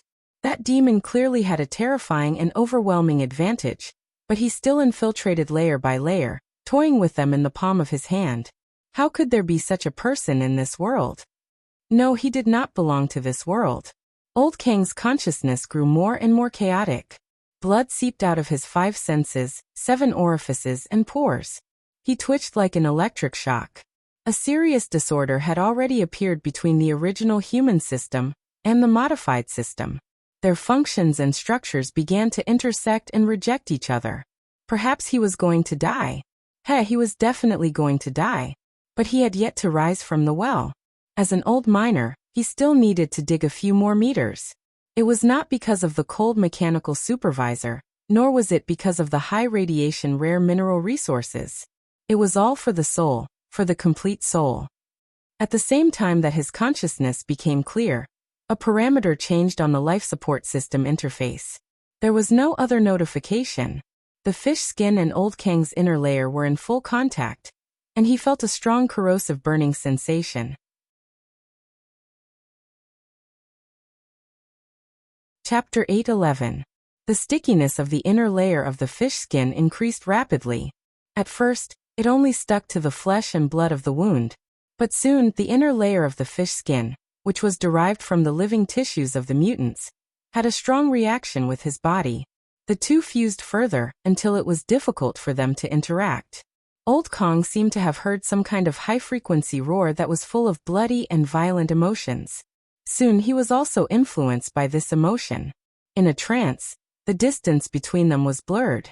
He almost thought that the high-frequency roar came from his mouth.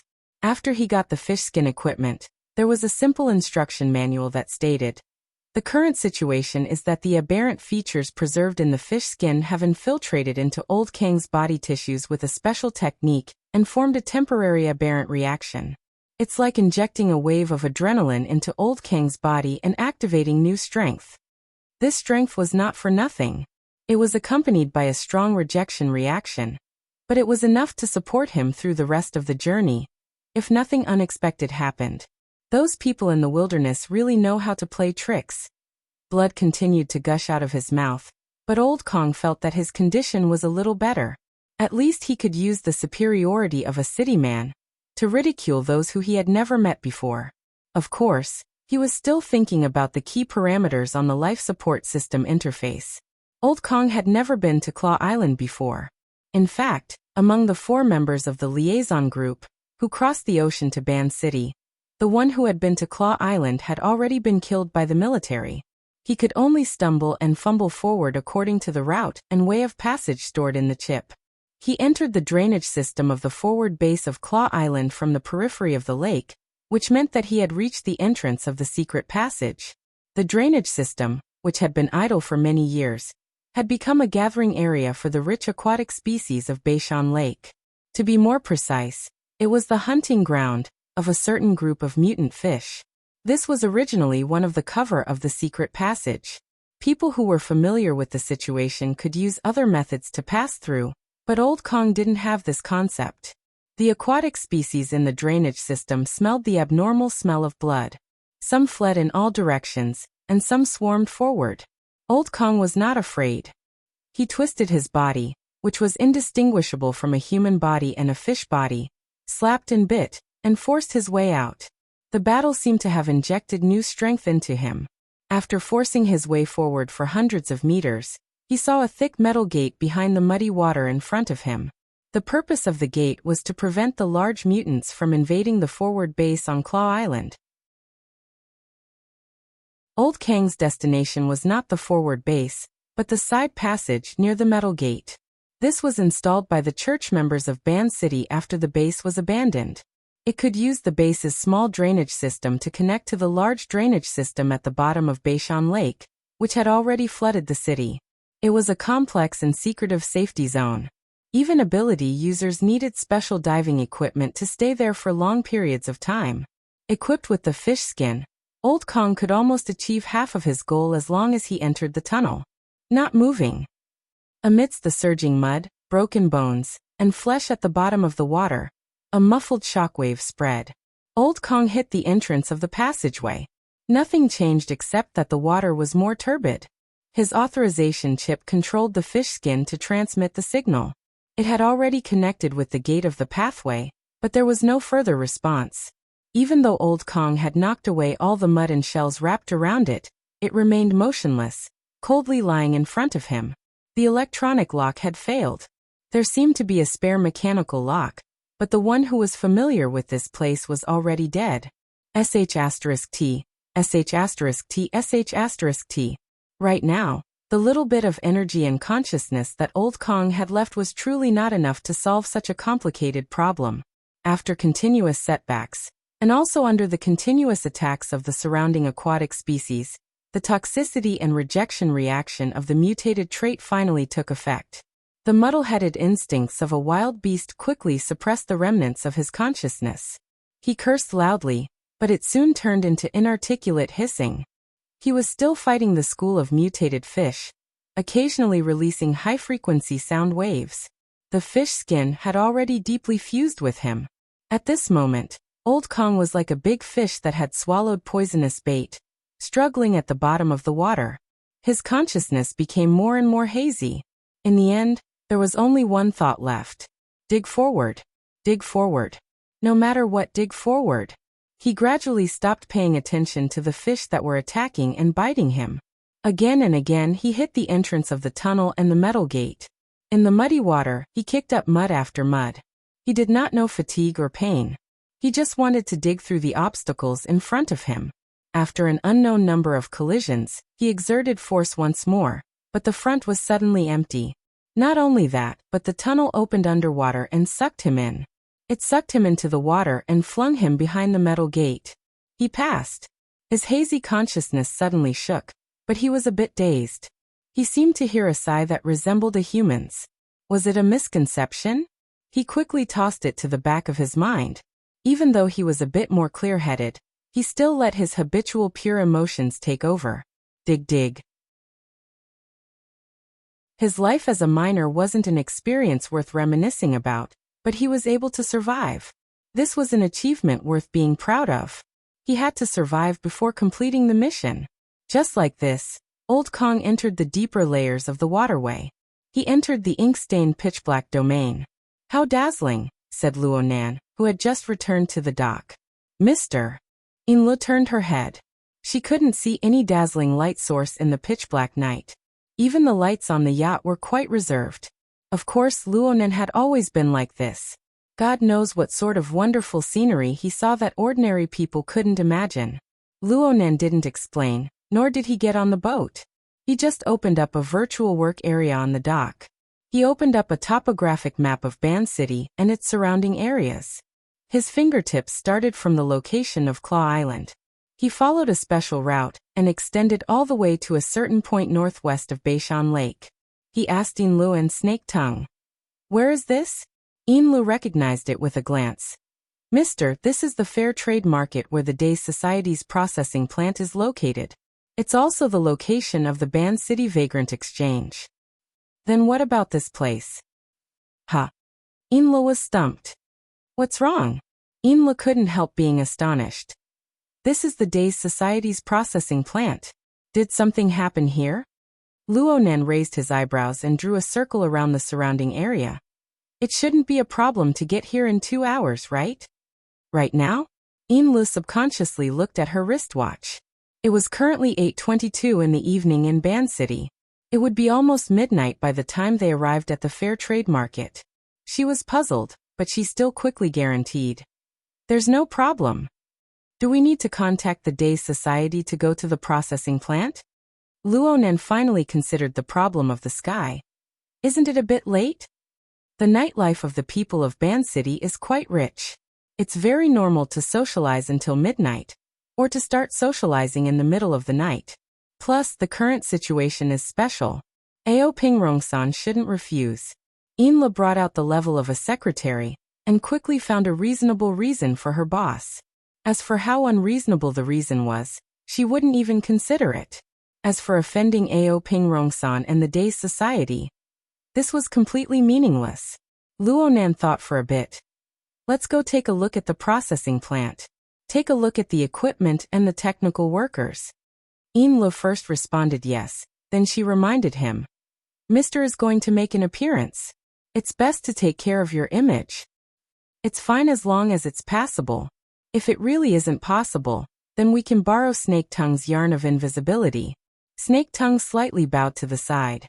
This could be considered a response. Inlu responded again, and let Snake Tongue push Luo Nan onto the yacht. She immediately contacted Ao Pingrong-san to discuss the itinerary. Under the curtain of night, Old Hand hurriedly walked out of the assembly workshop. His head was lowered, and his already stooped body shrunk even more. His footsteps were hurried, and he was like an old monkey that had strayed from its flock. He was very impatient. He subconsciously tucked his right hand into his sleeve. The warning signal that came from afar seemed to form a high temperature like soldering iron. It made his wrist faintly ache. This kind of warning signal represented that someone had passed through the sluice gate under Claw Island and entered the secret waterway.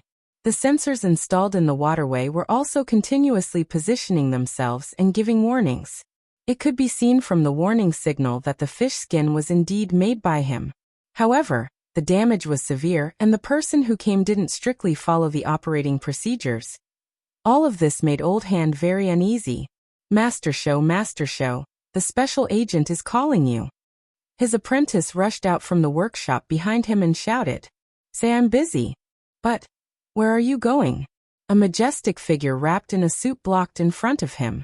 Okirarong-san happened to come to this side of the workshop and blocked the person. Old Hand's eyelids twitched. "Io Special Agent, hello."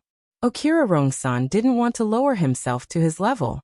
He simply said, "The bidder is here to inspect the situation. I need you and I to receive them together. They will arrive in 2 hours." Old Hand blurted out, "Which idiot is coming at this time?" Okirarong-san glanced at him coldly. For most people, this Scarface man who used to be the charge leader had a ghost-like murderous aura. However, Old Hand stared back without showing any weakness. An ugly face could be used as capital? He had seen mutant beasts that were 10 times uglier and 100 times stronger in the wilderness. Didn't they all survive? In this factory, Old Hand really wasn't afraid of anyone. He had skills, apprentices, and savings. At the very least, he was 75 years old. For the old man in the wilderness who was suffering from old injuries, it was enough. Could this bunch of Japanese eat him? In the end, Okirarong-san didn't do anything to him. He patiently explained, "This customer is the most likely partner of the employee stock ownership plan you proposed. The other party needs to understand the factory's equipment, personnel, and technical situation. As the workshop supervisor, you are the most suitable person to receive them." Holding shares was to let a group of old brothers and little kids have a foundation to settle down. However, now that danger had suddenly arisen, he didn't have the mood to socialize. Old Hand stiffened his old face and replied stiffly, "My stomach hurts. I want to shit. The Labor Protection Department has gastrointestinal medicine. You have 20 minutes to solve it."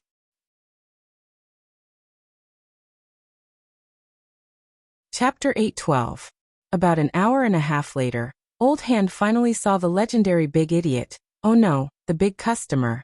At this time, Old Hand's heart was already burning with anger. Damn it, it was said that the other side had arrived early, making people wait for an hour and a half in the middle of the night. Old Hand thought that he was a very ostentatious person.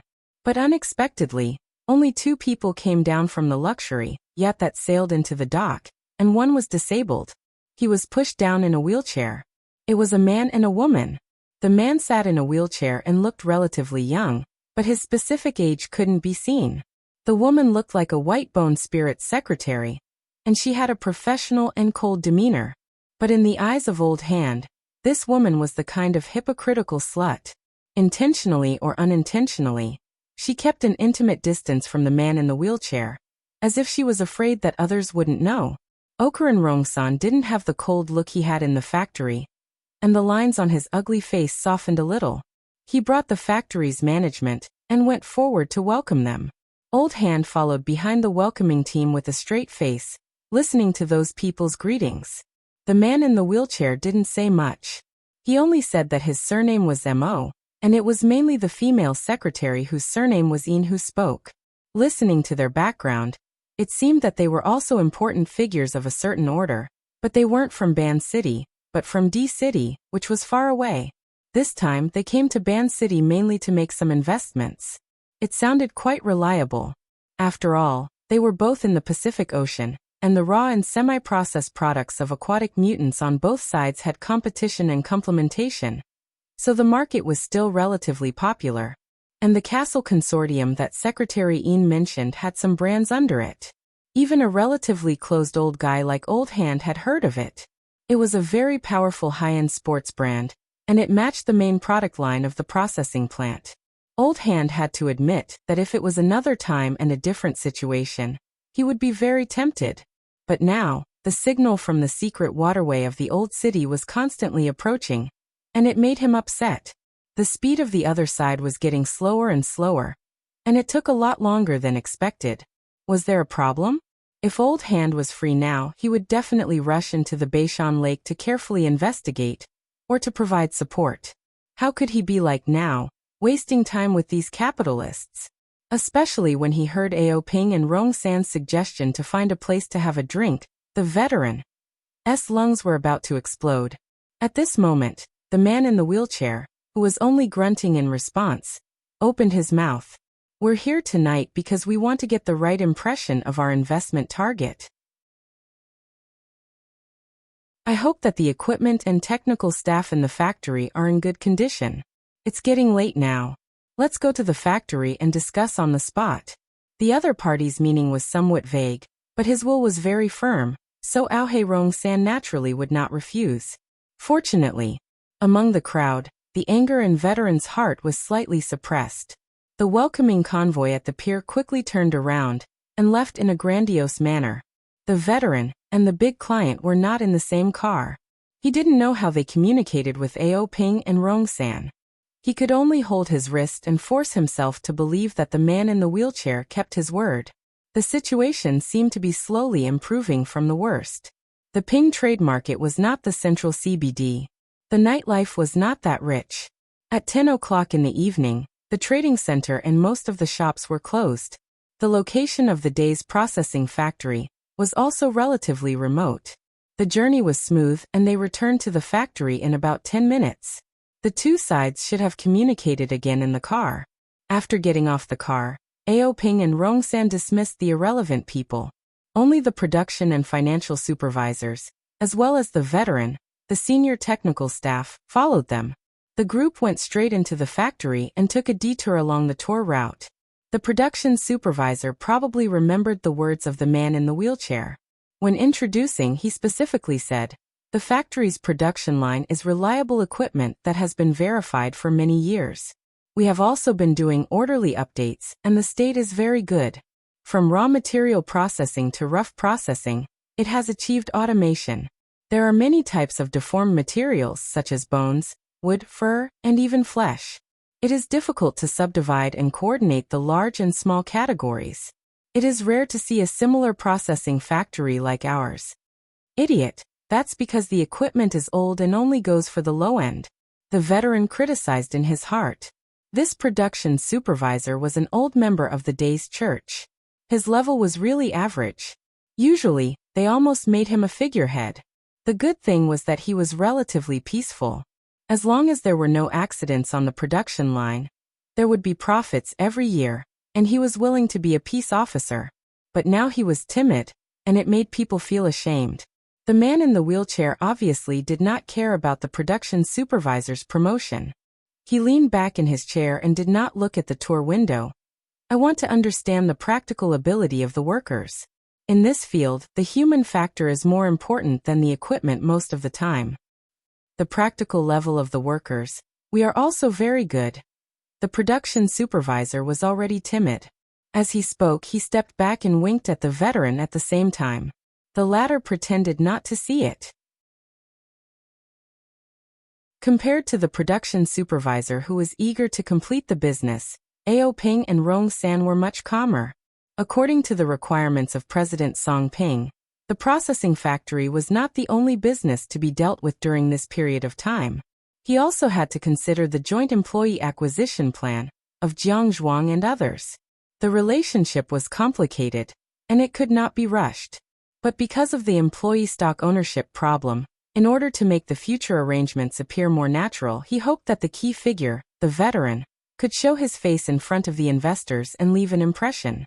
Therefore, he also signaled to the veteran to let this awkward old guy take the lead. The veteran was determined tonight, and he still pretended to be deaf and dumb. Ao Ping and Rong San frowned. At this time, Secretary Ian projected a virtual workspace, and a series of data charts appeared on it. She casually scrolled a few times and said, "From the current situation, you have been carrying out customization business, but the performance is not outstanding. With all due respect, in the vagrant exchange and the inner world, this is a very important standard. There is a big difference whether there is unique technology or a well-known craftsman in the industry. Technology and talent need to be more detailed." Ao Ping and Rong San finally said, "Mr. Mo, please visit the assembly workshop. That place uses the most manpower, and it is a relatively core link." The man in the wheelchair asked casually, "Is there a project in progress?" This time, it was Ao Ping and Rong San's turn to be silent. He turned his head and looked at the veteran. The veteran's eyelids twitched, and in the end he gave in and replied with a hoarse voice, "It's just those routine orders, underwater thrusters, deep diving equipment, and so on." Deep diving equipment? The man in the wheelchair said a few words and agreed to Ao Ping and Rong San's suggestion. They spent 5 minutes to go to the assembly workshop. Just as Ao Ping and Rong San said, the number of workers in the assembly workshop seemed to be more than the previous workshops combined. Because of the large number of people, even though everyone was in work clothes, and very few people talked back and forth, there was still an atmosphere that was completely different from the cold machine production line, which could be felt through the visitation window. The veteran liked this kind of atmosphere the most. It made him feel like he was back in the wilderness, in a dilapidated cave, assembling those crude but life-saving equipment with his old buddies. The group of guys in the workshop, in groups of 3 to 5, whispering numbers and coordinating the rhythm, was undoubtedly taught by him. It was old-fashioned and rough, but it was powerful. The veteran unconsciously raised his chest, like a lion patrolling its territory, arrogant. At this time, Secretary Ian flipped through the information and said, "The ratio of the workers employed by the factory is quite high." "Hey city people." The corner of the veteran's mouth twitched. He had seen this kind of people many times, and now he was too lazy to be angry. On the other hand, Ao Ping and Rong San calmly replied, "Here they are the main force." That's right, after all, this is the world's largest colony of modified people, and it is also a semi-public experimental base for infected people with mutations. We don't discriminate against this, and investing in the fair trade market can't avoid this kind of thing, but the related labor protection measures must be seriously considered. This is also for the benefit of the workers. A bunch of black-hearted capitalists. The veteran hated this kind of hypocritical tone the most, and simply walked away. At this time, his ears were filled with other voices.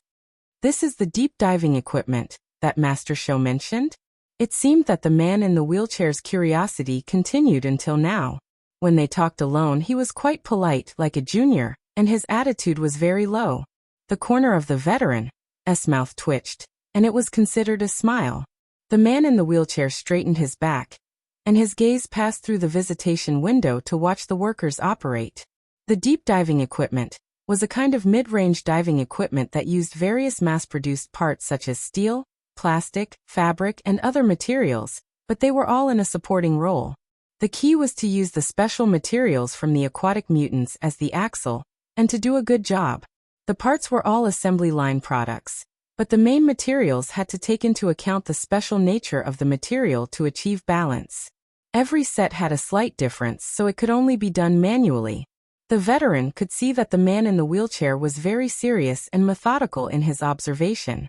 He stared at a group of people from the beginning to the end, to understand the assembly process, and then based on the main materials, found the group with the most similar nature, and stared at the whole process.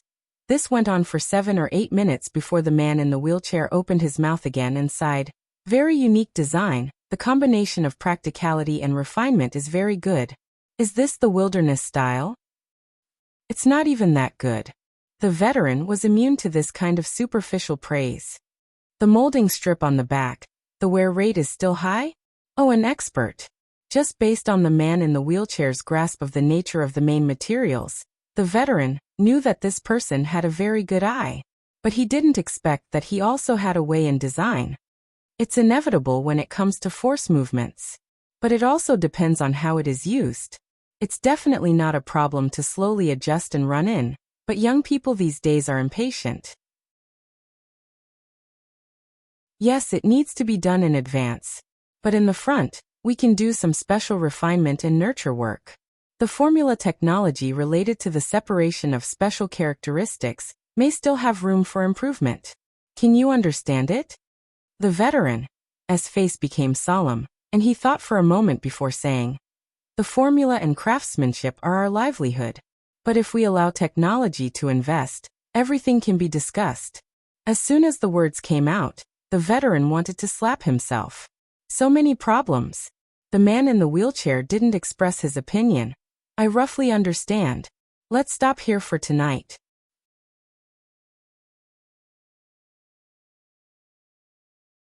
Chapter 8:13. That was it. The man in the wheelchair was surprisingly easy to talk to. The task of receiving guests tonight was much easier than he had imagined, which made Old Hand a little uncomfortable. The man in the wheelchair, who was obviously an expert, also left a very deep impression on him. He came and went as he pleased, didn't talk much, and only cared about technical issues. And that pair of eyes. He didn't think much of it at the time, but now that he thought about it, it was like a mirror, very transparent, and could reflect some things. He was definitely a capable person, and it wasn't good to cooperate with this kind of person. The other side didn't seem to be too interested, so he could only take it one step at a time. After sending off the man in the wheelchair, Old Hand used the excuse of not having enough energy, and asked for a leave from Rong-san. He returned to his little nest, quickly equipped himself, and snuck out of the peace trade market through a secret route that he had already planned. After making a small detour, he returned to Beishan Lake. The peace trade market was located on the northeast shore of Beishan Lake, which was next to the Misty Mountain Range. If one were to go further into the land, it would be the publicly recognized wilderness. The crust of the islands was relatively brittle, and from time to time, there would be volcanic earthquakes, which made the wilderness particularly restless. In addition to the terrestrial species that appeared in the forest, the aquatic species at the bottom of Beishan Lake were also quite irritable. Every year, the peace trade market hunted a large number of mutants for raw materials processing, but at the same time, a large number of human lives were thrown into the mountains and lakes. Of course, the so-called human lives had to be discounted in the eyes of some people. The topic that Secretary Een and Rong-san had discussed was the key. Why did the vagrant tribe of Old Hand come to Ban City? It was because they had suffered from a relatively serious mutant infection, and the tribe couldn't hold on any longer. If they wanted to receive the so-called humanitarian aid from the Star Alliance Committee, the condition was that they had to go to a designated place, sign an agreement, and voluntarily become the relevant living research material. That was the place that Ban City's peace trade market was. On the northeast shore of Beishan Lake, there were dozens of public and private laboratories of all sizes, all of which were doing this kind of work. Every year, a large amount of research funds were invested into it. As for the trade market with the vagrant exchange under the sign of the Equal Trade Promotion Association, it was nothing more than the careful and meticulous government merchants of Ban City arranging for the continuous flow of experimental subjects to make a living. He could also earn a small sum of money at the same time, so why not? For example, the Great Zay cult could exchange the experimental resources in their hands and send them to their own factories to work. That would be another wave of income. Back when old Lua was struggling in the wilderness, how could he have received such treatment? He was willing to risk his life with everyone to form a friendship, but look at what happened to him. Therefore, it could be said that the veteran had long seen through it. Perhaps it was because he was old and couldn't stand the torment anymore. Tonight, the veteran had a lot of emotions. All kinds of distracting thoughts only gradually settled down after he dived to the bottom of North Mountain Lake. The signal was still there, but it hadn't moved for a while. The place it stopped at was a supply point in the old city's waterway at the bottom of the lake. The water depth was more than 180 meters. If a normal person did not have special equipment, it would be impossible for them to dive there, let alone stay there for a long time. Veteran looked at his own situation and estimated that even if he was fully armed, he could only stay there for about half an hour at most with the power of his equipment. If the person who came over was still alive, he would have been struggling in the deep water for nearly 2 hours. For such a situation to happen, he was either a strong person with extraordinary physique, or the fish skin I hid at the supply point in the open sea is a scam. The veteran had already prepared for the worst. He went out from a sewage outlet on the shore of North Mountain Lake and dived step by step. When he reached a depth of 60 meters, he activated the underwater thruster and entered the city's waterway at the bottom of the lake. For safety reasons, the annual maintenance of the waterway was personally led by the veteran, so he couldn't be more familiar with it. It only took him about 15 minutes to reach the vicinity of the supply point. There was still a considerable distance before a muffled vibration came from the dark and lightless water. It was intermittent, and in the relatively quiet deep water, it seemed too intense. Of course, there were also mutants in this water area. With such a sound, they had most likely been disturbed. The veteran circled around for a while, but in the end he gritted his teeth. He held the underwater thruster in one hand and took out the high-pressure gun that was specially used for deep-water combat in the other. His speed didn't decrease, but instead increased as he rushed toward the area where the sound was the most intense. By the time he arrived, the situation had already calmed down. The sound coming from this area was muffled, and it was mixed with some fragmented noises.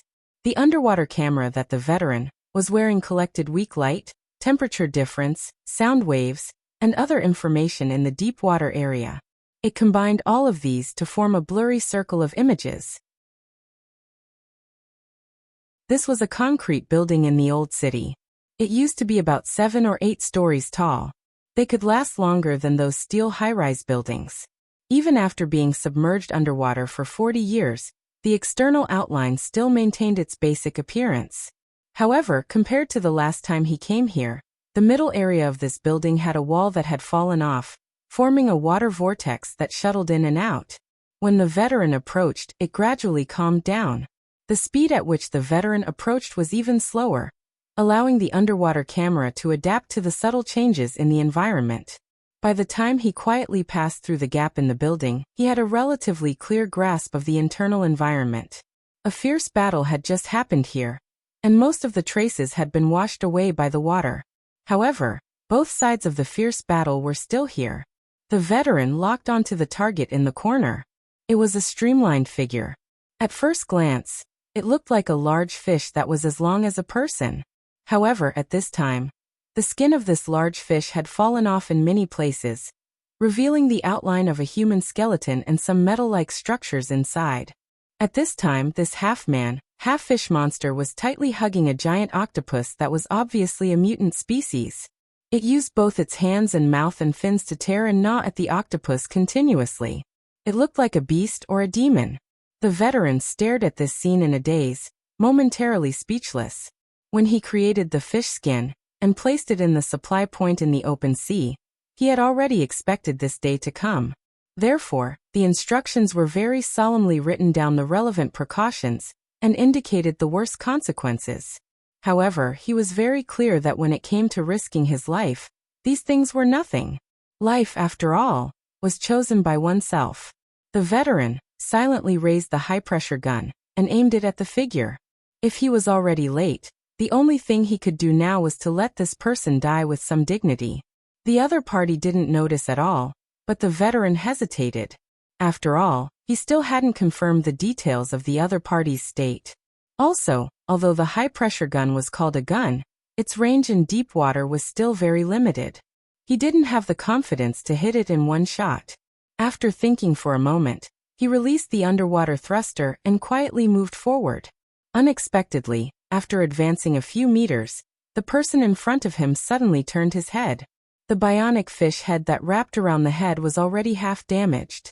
In the deep water and high-pressure environment, the exposed face was also highly distorted, and part of it was still stuck to the fish skin. One of the eyes had already exploded, and the flesh and blood were badly mangled. There was still a strip of the mutant octopus's meat hanging from the side of his mouth, making him look as ferocious as a ghost. However, the other party's reaction was unimaginably calm. He just slowly turned around and stayed in place, not reacting to the muzzle that was pointed at him. A glimmer of hope appeared in the veteran's heart. He also stopped, raised the muzzle, and maintained a safe distance. At the same time, he opened his own diving equipment's communication device. He caught the other party's signal and connected. A second later, the communication channel was formed. "Hello, can you hear me? Who are you?" Ha ha ha. What came through the communication channel was only meaningless throaty sounds and panting, and occasionally one or two high-frequency screeches. There was no way to analyze it at all. The veteran's heart sank again. It was very obvious that activating the mutant trait within the fish skin and actively forming a mutant infection in order to obtain short-term power had already wiped out the other party's ability to speak. The veteran tried to send a text message, but there was also no response for a long time. This was normal. The mutant infection had already destroyed the other party's nervous system, and his brain function had already changed. It was already quite amazing that the other party could still maintain a relatively clear mind after such a long time. And perhaps this was all he could do. The veteran wanted to slap himself in the face again. This is the good thing you created. Wait a minute, there's still a way, the kind that is often used in educational activities. The veteran tried his best to calm his breathing, concentrate, and use his pitifully weak soul power to sketch out a certain special structure. According to the church's philosophy, one flower cannot grow into spring, and one tree cannot grow into a forest. Ordinary people without talent could only rely on collective cooperation to survive a great calamity that could come at any time. Only then would they be able to build a shelter for themselves and their fellow believers, huddling together for warmth. The veteran himself did not have the ability to realize telepathic communication. But if the other party was really a member of the church, the water rippled, and the mutant octopus that had already been torn into pieces smashed over. The veteran was startled, and he subconsciously raised the high-pressure gun again. He quickly came to a realization. With the structure of a mollusk, and the fact that he was nearly 200 meters underwater, it was impossible for him to cause any damage. Furthermore, apart from this throw, the person on the other side only twisted his body in place, stirring up the water ripples. There was no follow-up attack. Then, "You won't let me use it?" Ha ha ha. Is there danger? Other than panting, there was no other sound, so the veteran knew that he had guessed correctly. But with the current situation, he could not keep guessing. He could not imagine the specifics of the situation at all. What should I do? At this moment, the hideous body in front of him moved, slowly moving forward. The "ha" sound came from the communicator again. He could tell that the other party was trying to make his voice steady, revealing his desire to communicate. Want to get closer to communicate? The veteran was a little hesitant. That's right, he had joined the Soul Order, but he could not be considered a devout believer. He saw it more as a partner who huddled together for warmth, and this was also in line with the teachings of the church. Now he was asked to risk his life. Bah! A man in the wilderness had all sorts of bad habits, except for one, and that was never a coward. The veteran forcibly stabilized his body and watched as the other party approached bit by bit. He also watched as the other party used chaotic and even ridiculous movements to make all sorts of signals. It was very difficult to understand, but the veteran was shrewd and ruthless at this moment. He remembered the experience of learning the sanctuary technique when he first joined the church. Recalling the scene at that time, he freed a hand and stretched it forward. Just like that, he touched the body in front of him that was neither a human nor a fish. The cold and slippery touch was faintly discernible through the diving suit. However, apart from the simple and crude touch, he also felt a little bit of warmth. It did not belong to the cold and gloomy lake water, but to another world of nothingness. It turned into a warm light and slowly traced a trajectory.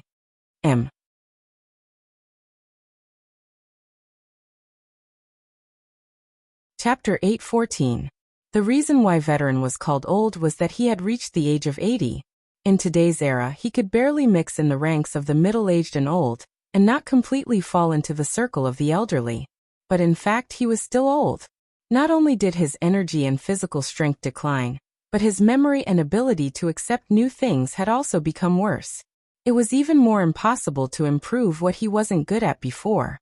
The mental aspect and soul power had always been his weakness, and it was even more impossible for him to make sudden progress.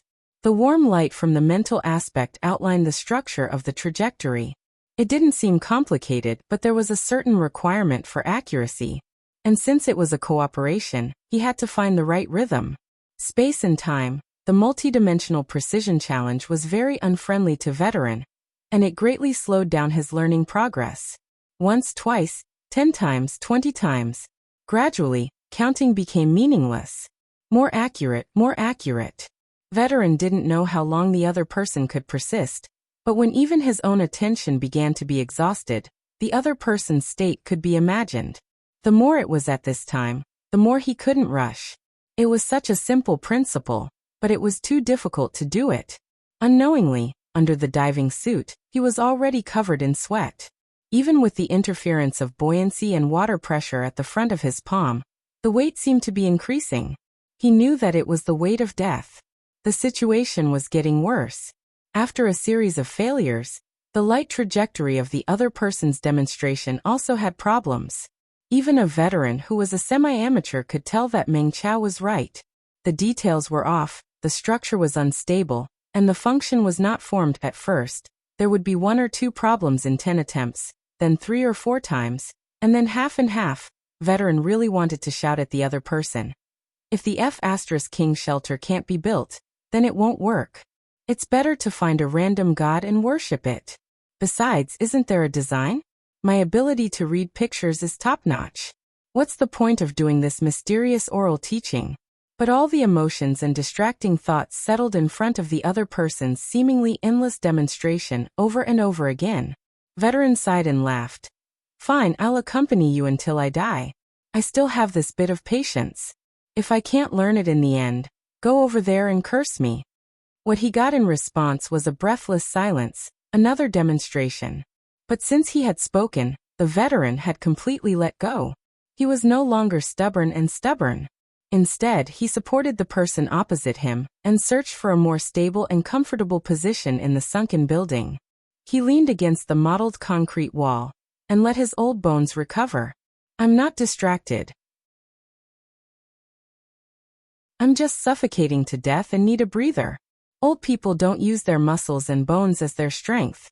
Being able to retract and release them freely is the best condition. Don't blame me. I've been a good teacher all these years, and I can't stop talking. The more I talk, the more spirited I become, and the more excited I become. Just don't let me disturb you. Come, let's continue. The boring study began again, and the mouth of the veteran never stopped. It was like a small wave on Beishan Lake, washing away, or at least diluting the taste of despair inside and outside. Time ticked by.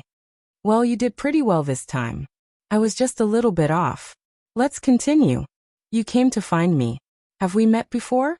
After spending so much time together, I do feel a little familiar.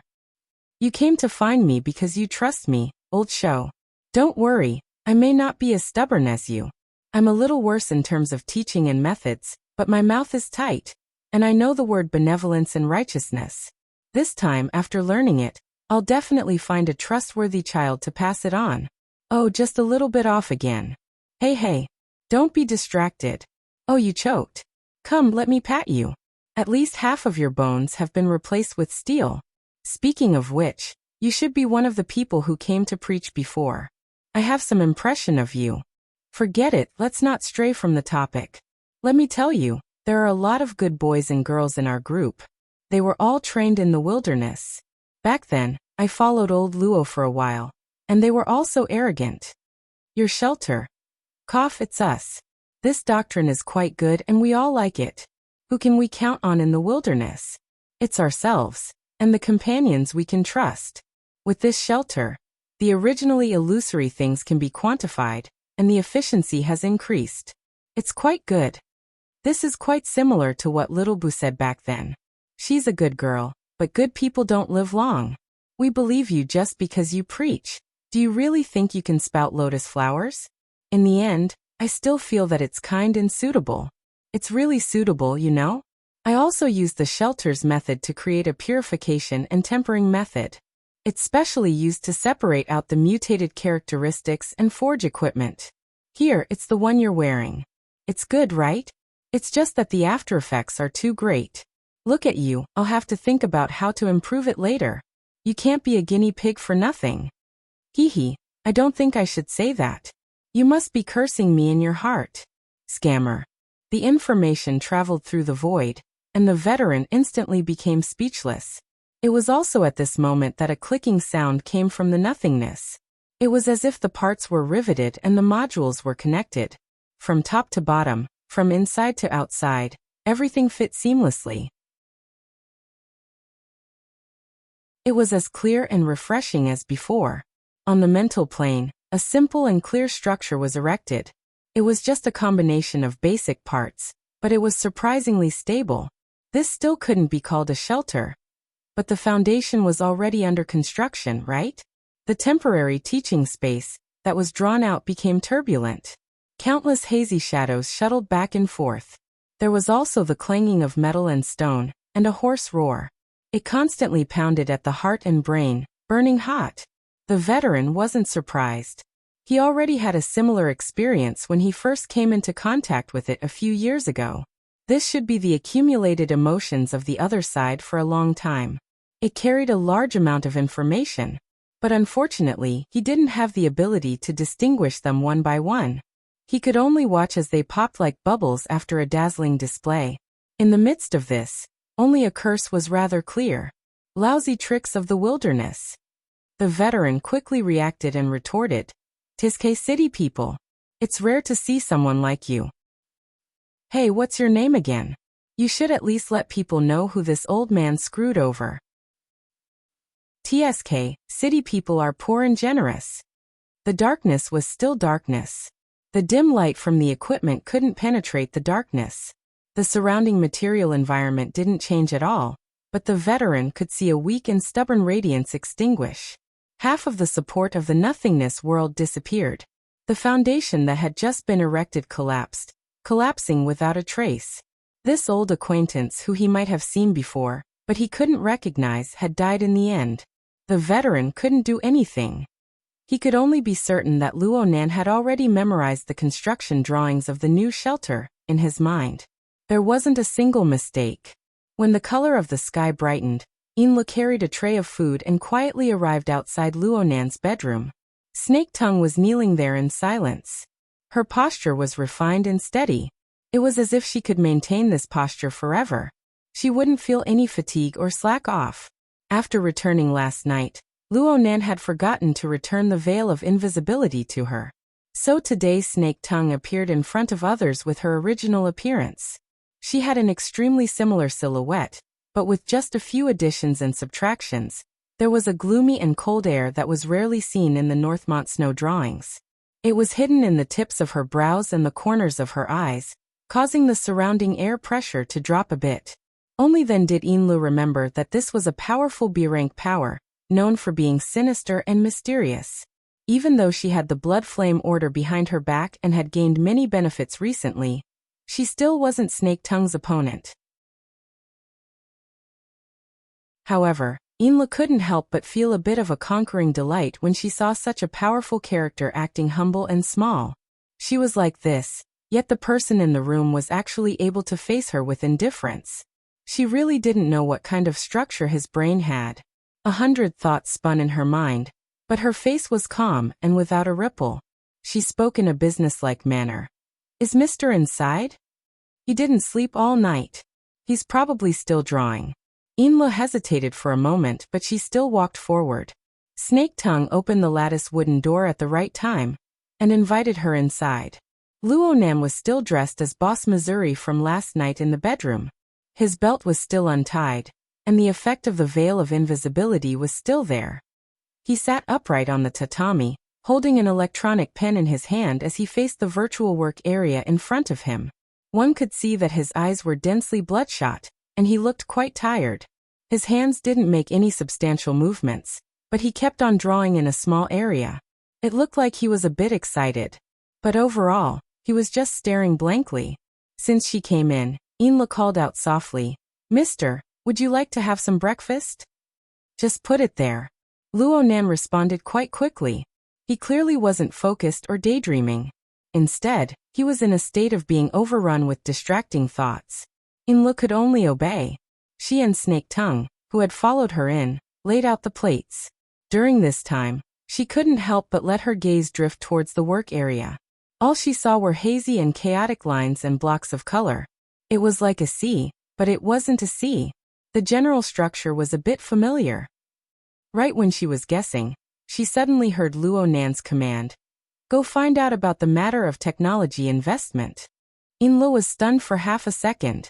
Only then did she remember that the so-called technology investment was something that the awkward old man mentioned last night.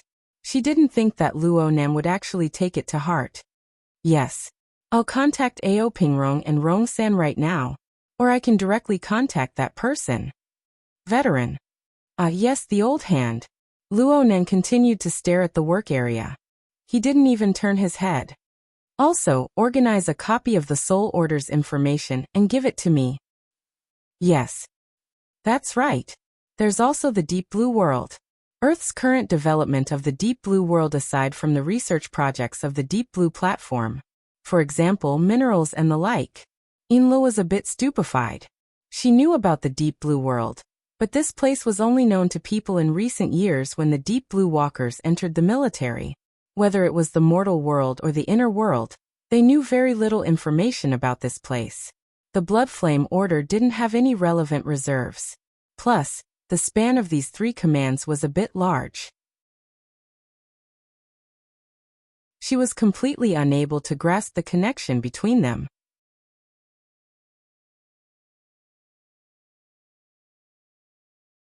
Chapter 8:15. Inla was unable to grasp Luonan's train of thought by relying purely on her imagination. She didn't dare to ask any more questions. Suppressing the doubts in her heart, she got up and prepared to do her work. But Luonan called out to her at this time.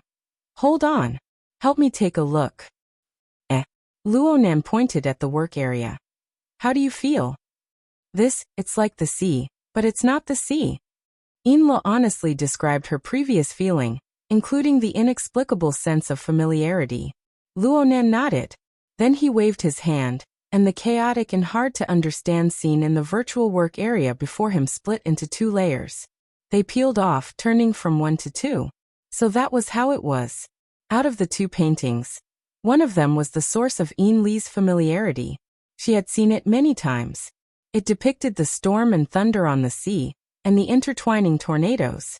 There seemed to be several powerful forces corresponding to them, and one of them had been erased a few days ago. As for the other one, it should be Luonan's work from last night. Inla looked over and couldn't help thinking, this should also be a psychic diagram, right? The structure of the drawing was vaguely Luonan's style.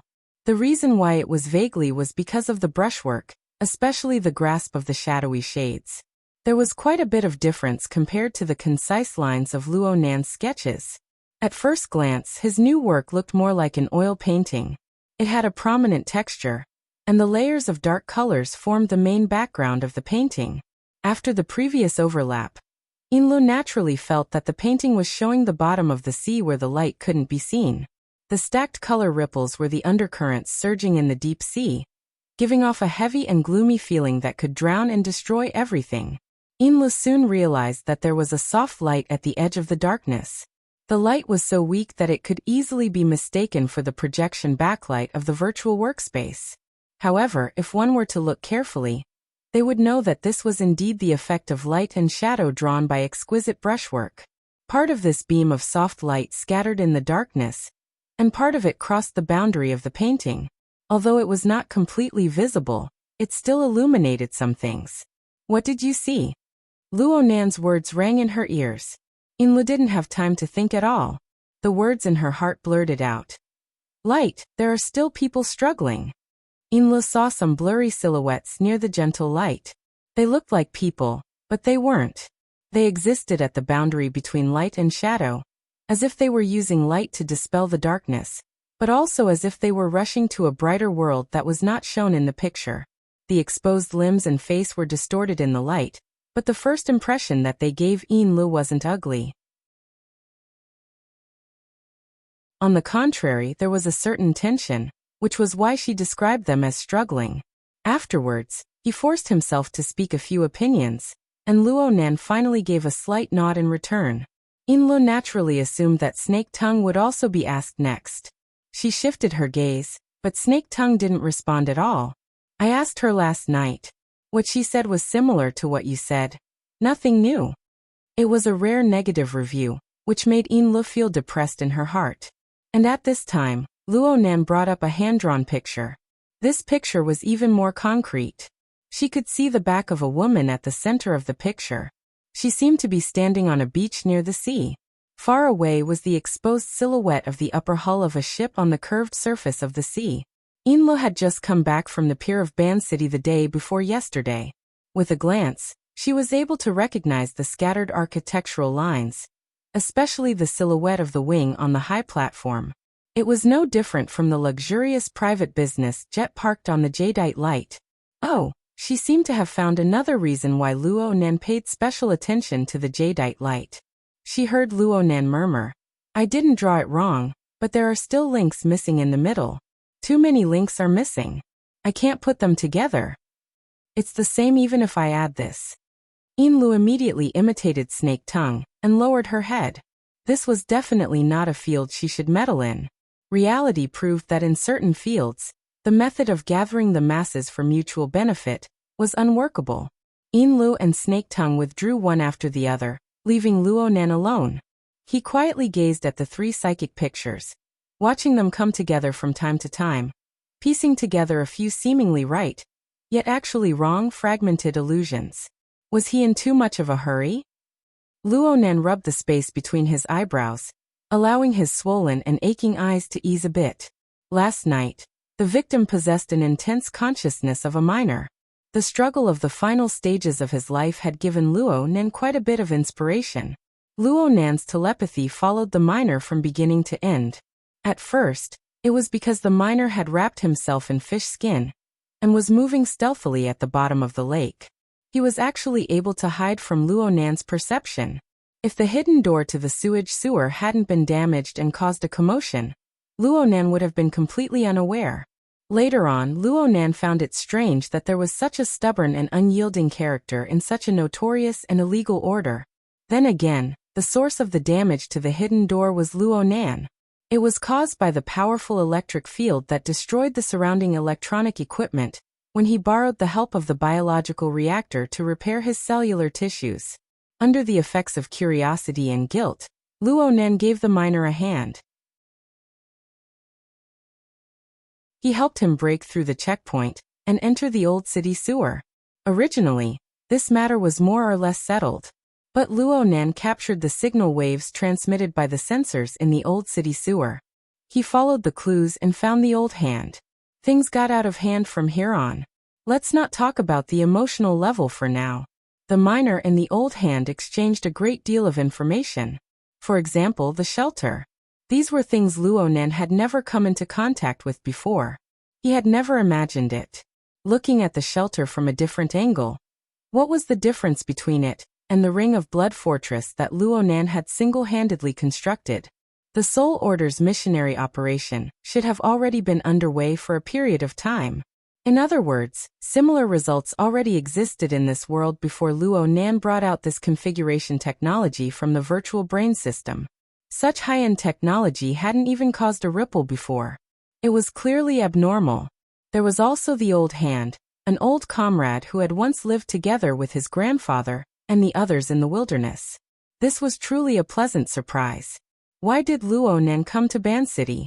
Aside from searching for Snake Tongue and designing a trap to deal with Gong Qi, the other reason was to find Wu Jun. He wanted to find and clarify the relationship between her, his grandfather, and his parents. He wanted to confirm relevant information about the wilderness laboratory. He hadn't found Wu Jun yet, but he had encountered a replacement who wasn't inferior in any way. Perhaps this person didn't know the core secrets of the laboratory like Wu Jun did, but listening to the old man talk about a few matters of the past was pretty good, right? If it was possible, Luo Nan wanted to run over right now, grab the old hand, and chat with him for 3 days and 3 nights. In the end, he didn't make the trip. Aside from the current delicate and dangerous situation in Ban City, there was another reason. Luo Nan had gained something from the miner's lesson to the old hand. When the foundation of the new version of the shelter was constructed, there was a brief opportunity for a mental exchange. The old hand's attainments in the mental side weren't enough, so he was unable to read the information within the miner's gushing emotional strength. But Luo Nan was different. Perhaps he could be considered the world's most powerful bystander. It wasn't just in that instant. During the final 2 hours of the miner's life, the miner's hazy yet rich emotional thoughts were reflected in Luo Nan's mind. The destructive mutation infection was an incurable disease that Luo Nan had no way of treating. The only thing Luo Nan could do was to let this tough guy, who hadn't even been able to leave his name, leave a few more traces in the world, even if it was in the memories of others. Right now there was still the psychic diagram. Luo Nan's gaze stopped on the newest scene of the deep sea. Actually, whether it was Yin Lu or the earlier snake tongue, they were only talking about the part that could be seen. The soft light at the edge of the scene seemed to be a place of light in contrast to the darkness. But in the miner's memories, it was also a place where powerful radiation wreaked havoc. It was a deep-sea furnace that was doomsday-like. It was a place where countless souls struggled and screamed, even though there was indeed the existence of hope within. But what was the more realistic situation? Luo Nan only had the miner's fragmented memories. They were scattered and shapeless. Therefore, he needed the support of other information. Therefore, he wanted to use the psychic diagram to forcefully surmount the barrier of knowledge and extract the most core answers. Reality proved that he was far too greedy. There were far too many missing links in the middle, so much so that the psychic diagram itself was showing a tendency to be edge-shaped. Mr. Bai had once told him that he couldn't force this type of psychic result. Otherwise, his consciousness might fall into nothingness. No matter how hard he tried, he wouldn't be able to fill in that vacuum. Actually, he could fill in a bit more. Luo Nan always felt that there were still some things inside. They already existed, but they were hidden too deeply. Or perhaps the fragments were too severe. The order was completely disrupted. If he could capture a clue to order within the chaos. Luo Nan subconsciously put pen to paper on the virtual work area. He suddenly came back to his senses a few seconds later and looked at the work area. There wasn't any clue on top of the work area. Instead, it was the outline of some world's periphery. Luo Nan's pen technique had probably improved again. A few strokes were already enough to form the appearance of an abyss. It was to the extent that the light in the work area was clearly warped, flickering indefinitely. Sigh. It's best if I don't court death right now. Luo Nan broke out in a cold sweat from shock. He felt weak for a time, so he simply fell back and gasped for air on the tatami. The angle of the light that came through the porthole was leaning to the west. He had unwittingly stayed on the yacht for nearly a day. Things were clearly progressing, but what was with this feeling of not making any progress? A notification from the external neuron vibrated within his brain while he was in a daze. Offline test question database download complete. Luo Nan suddenly sat up. This was much slower than he had expected, but it was still a success in the end. His consciousness immediately moved towards the tree-hole space within the mist maze. He was probably affected by the unforeseen event just now, but he was actually a bit nervous when he cut in. He always felt that the enormous power of the abyss world from the depths of the whistling and rushing sandstorm could crush over at any time. In the past, he felt that it was too far, too chaotic, too ethereal. But now he began to worry about the problem of gravity.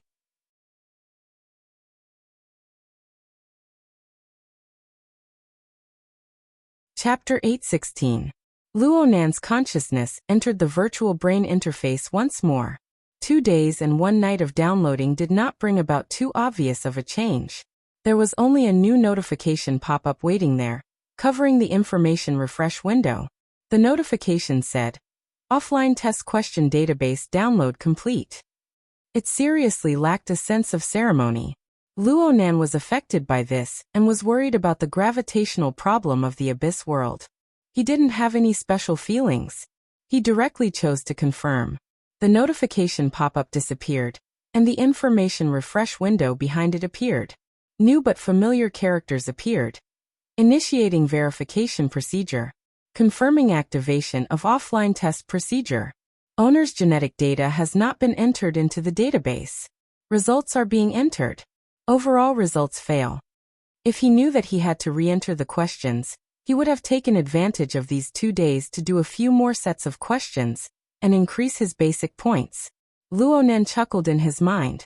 Then he saw the follow-up information continue to roll. Additional question database data pulled out. Determining additional question difficulty as space-time configuration heaven stairway level 2. Selecting questions. Without any buffer, a clear change appeared in the virtual brain interface. The background of the deep starry sky began to expand. The central virtual brain galaxy seemed to come head-on. Millions and millions of stars shuttled and flowed, then scattered in all directions. It represented a process of drawing closer, enlarging, and focusing. The stars became sparse and felt even more distant. A deep void filled most of his field of vision. But soon, the surface was smeared with a relatively rich color. The main source was a large blazing fireball in the distance. Because the light emitted was too intense, it passed through the diffraction and refraction of certain interstellar matter, forming an enormous warped dynamic facula of light. It blurred the proper spherical shape. A portion of its elongated extension was like a spewing light whip and tongue of flame. It cut across a small portion of his field of vision. And so Luonan knew that he should have entered the range of a certain planetary system. He was able to observe the star's sun from a close distance. While he was still analyzing, his field of vision was completely out of his control. He avoided the powerful light of the star and turned in a different direction. A bit of green vaguely sprouted in the void of that position. It rapidly enlarged in the center of the interface. It had a relatively distinct curved boundary. It was clearly a rapidly expanding planet in his field of vision, and it was brimming with the aura of life. It's like playing a game or watching a movie. Luonan couldn't find the feeling of being tested for a time, but it was a bit lacking to say that he was immersed in the scene. The immersive effect was not as good as virtual reality, and his sensory perception lacked real feedback. He knew very well that he was still on the yacht, transmitting information through space and waiting for the test question to appear. While he was pondering and studying, a series of data quickly popped up at the edge of the interface between the habitable planet and the void. The entire field of vision instantly turned into an information window similar to the cockpit. Visualized dynamic information was distributed in the field of vision in a complex and logically connected graphic pattern. From surface data to in-depth analysis indicators, everything was available. At least in Luonan's eyes, this was the case. A lot of the information was filled with symbols and units that he could not understand. They were profound and highly professional, beyond the scope of an intuitive translator like him. If it was a game, the newbie guide was really terrible. But this was a test, the kind that did not bode well. Luonan's scalp was a bit swollen. He was afraid that he would miss out on some important information. He opened his eyes wide and read the decipherable information of the memory information interface in one gulp. And during this process, his field of vision plunged into the atmosphere of the green planet in front of him. The feeling of a game or a movie came again. The image of the planet rotated at an unrealistic high speed, forming a fast-forward effect. At the same time, even more complex information, data, and corresponding analysis diagrams were flung out to the edge of his field of vision. Luonan couldn't keep watching. Luonan waited for the planet's rotation speed to return to normal with great difficulty. Just as he was about to catch his breath and reorganize the structure of information, his passive field of vision was instantly filled with a dynamic image of an explosion. It really was an explosion. What Luonan saw right now was a desperate battlefield. Successive explosions of intense light and raging flames tore apart the primordial greenery and burned half the sky red. Flying targets were shot down every second, and buildings on the ground were destroyed at the same time. Fatal flashes of light and impact crisscrossed between the sky and the ground. Though there was no sound input and it was like a pantomime, this was a war.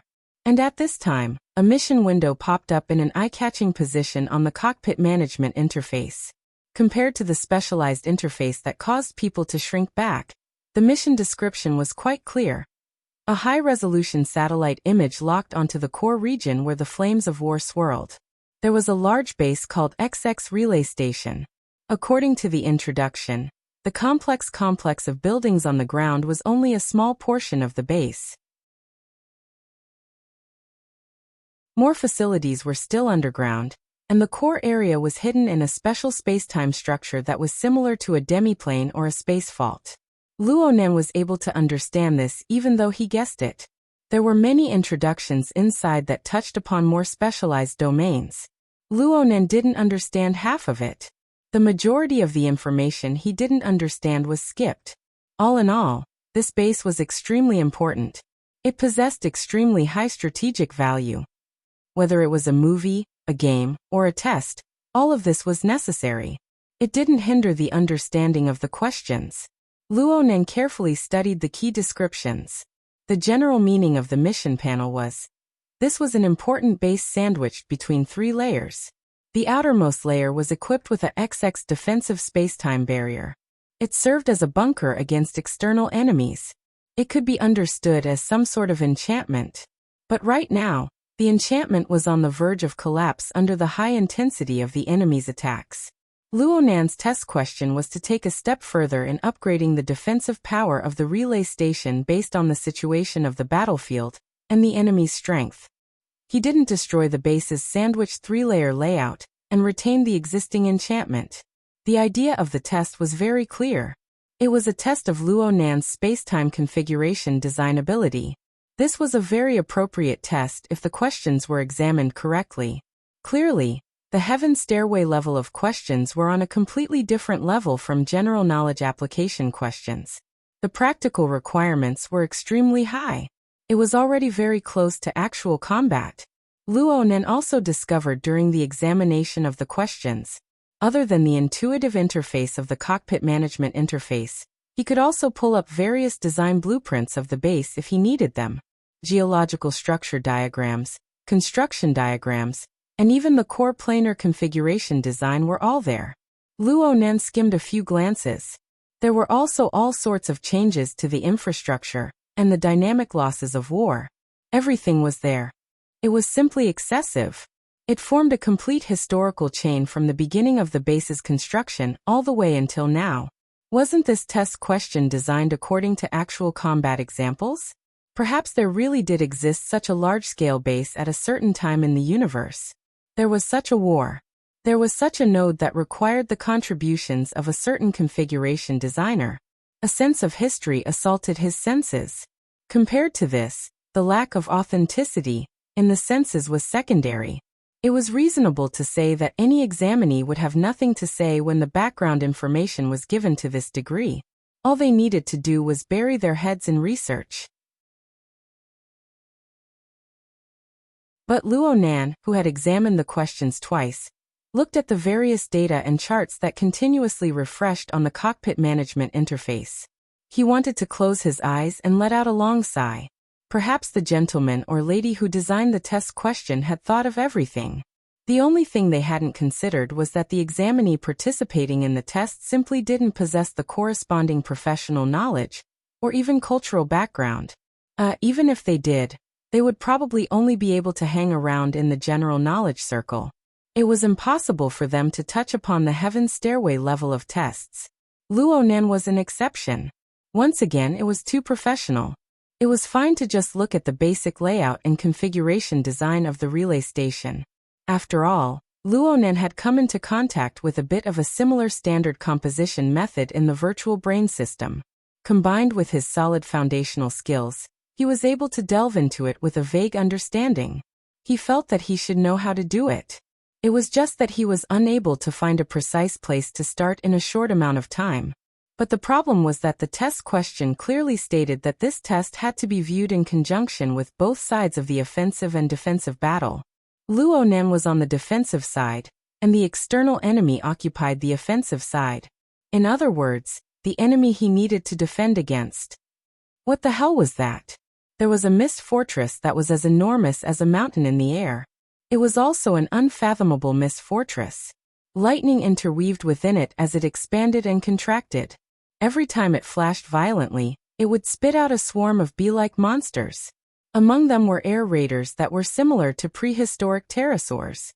They spat exploding acid balls from their mouths. There were enormous rock monsters that were comparable to heavy cannons.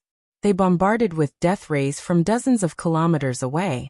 There were beetle-like assault swarms that could burn parts of their bodies to forcefully break through boundaries and engage in close combat. And there was also the thing that extended out from the mist fortress. It was like a special tentacle. It was indistinct. It pierced through the ground and into the clouds. It could seize the base's facilities and energy at any time. It could even suck combat personnel dry. What was it? Actually, the test system had a label. Every time Luonan's attention was focused on an individual target, the cockpit interface would mark the target's basic information in the form of AR. However, Luonan was unable to understand the concise expression that was composed of professional symbols and measurement units. He looked over and over a few times, but he was only certain that these monsters seemed to be vassals of some fantasy breed. Could it be that it was all an illusion? Luonan understood. Luonan understood. In the eyes of the designer of the test question, the personnel participating in this test certainly possessed the basic knowledge to recognize this type of information. They could obtain comprehensive information from the interface as a reference. The more detailed information was certainly hidden behind professional words and symbols. Perhaps the difficulty of the test question would be completely controllable after integrating and analyzing all the information. But the reality was that Luonan didn't possess this kind of cultural background. The translation function of the secret text of the word me was limited.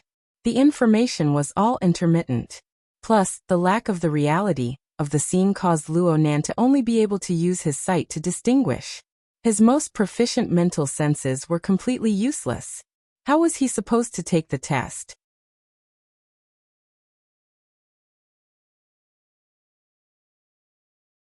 Chapter 8:17.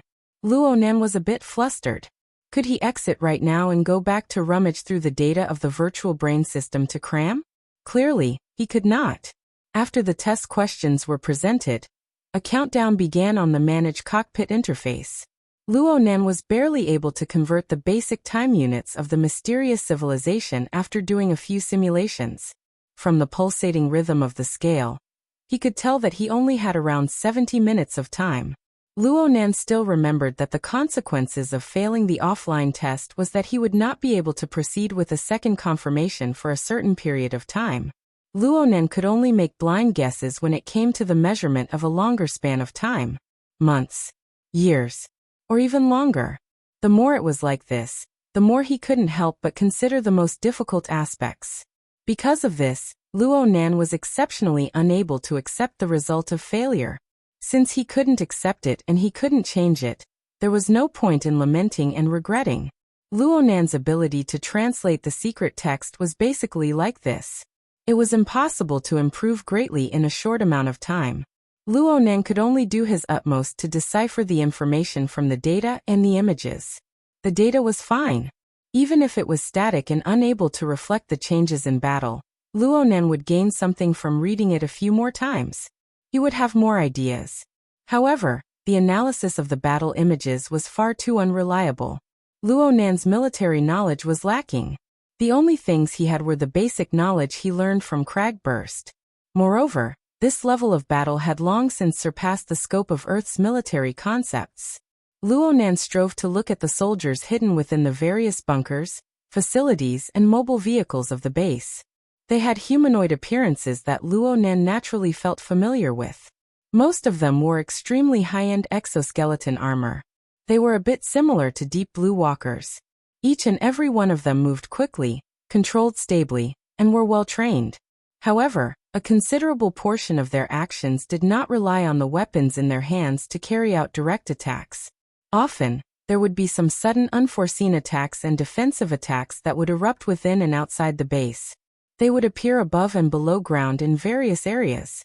At first glance, they didn't seem to conform to the laws of physics, but their destructive power was astonishingly great. This made Luonan think of the Deep Blue Walker's formatting domain. He thought of the blood-intent ring fortress that he had built with his own hands. He also thought of the Soul Order's so-called sanctuary. That's right. There was bound to be a clash and a gamble on the mental plane in this battle. If Luonan were to extrapolate from the current development direction of the Earth, then there would certainly be one or more collectivized, systemized, and solidified configurations on the mental plane that Luonan was unable to perceive. Of course, this was just a guess. No matter how powerful Luonan's soul strength was, no matter how high his mental senses were, it was hard for him to create something from nothing. He could probe the existence of the sea of consciousness, and even the polar domain of the abyss region from a simulated scene. He could only flip through the information. Now, not only did he have to look through the blueprints of buildings and wards, he also had to find blueprints of the soldier's mental solidification. Unfortunately, there is none. It was still the same problem. The person who came up with the question would not consider things that had already become common knowledge. For an army that had already been established, its solidified configuration should have long since become common knowledge. There was no need to reflect it. However, this was already the only entry point that Luonan could exert his strength. Otherwise, what else could he do? The so-called fantasy breed vassal army that blotted out the sky and covered the earth outside of the base. These monsters hid their attacks on the invisible mental plane. There were truly no connections to follow. They became a natural moat that Luonan simply could not cross. Time passed minute by minute, second by second. Luonan bit his lips as he flipped through all the information he could understand. He did enormous and despairing calculations. Algorithms had never been Luonan's forte. When Luonan was forced to this step, it meant that he was truly at his wit's end. Dog's hit. It's all dog's hit. Luonan took nearly an hour to produce the embryonic form of 2 plans. However, they were pieced together results that made him feel nauseous. They were filled with untrustworthy conjectures and fantasies. He didn't even need to submit them.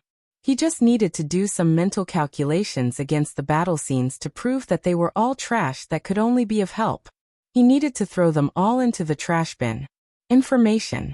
Real-time information and information. I don't want anything else. I just want this. Luonan's taut strings of reason buzzed and trembled. He tried to find a thread of order that could resonate within the half-hidden sea of information. This was also a conflict between order and chaos. What Luonan was doing right now was a vast and exquisite balance that was presented by absolute hell and solar chakram of the abyss world. It was simply the distance between one end of the universe and the other. Wait a minute. Why did he suddenly think of that side? Luonan was distracted. His train of thought deviated for no reason. He was clearly struggling within the maelstrom of limited information and infinite chaos, but he inexplicably associated it with the abyss world.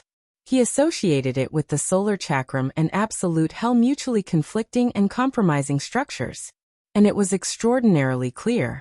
It was as if it was right before his eyes. Last time, he was in such a state. What followed next was a backlash plus heavy injuries. Luonan shuddered. The disadvantages of the non-immersive environment were apparent. He popped out from his focused state and instinctively inspected the state of his body and soul. His body was fine on the yacht. The tree-hole space was still stable at the forefront of his thoughts. Then, the countdown of the administrative cockpit entered a warning orange-yellow zone at this moment. It reminded Luonan that the time for him to hand in his test paper was getting closer and closer. Luonan gritted his teeth. What was he thinking about? He wouldn't die anyway. At worst, he would just make a trip to Claw Island and update himself. And if he failed this test, he would be unable to increase his privileges. It would be difficult to obtain the encrypted information of the external neuron. The impact was secondary. What was truly unacceptable was that he would miss the window to approach the truth. He would have to start another round of unpredictable waiting. He had to choose the lesser of 2 evils. If the special image of the abyss world could stir the current deadlock, then there was nothing bad about it. Well, it was impossible for Luonan to pin his hopes on another unpredictable factor. He needed to maintain his focus first. Luonan slapped his cheeks heavily with both hands and forced himself to dispel all distracting thoughts. He placed his attention back on the virtual war. The information was still as chaotic as before. His agitation and anxiety were still there. But before he knew it, the heat in his emotions and the coldness in his will gradually formed a subtle state of conflict and compromise, just like the conflict between Sunwheel and Hell, and the conflict between the images of high temperature and chains, between rules and chaos, between reason and emotion. A noose of chains was erected.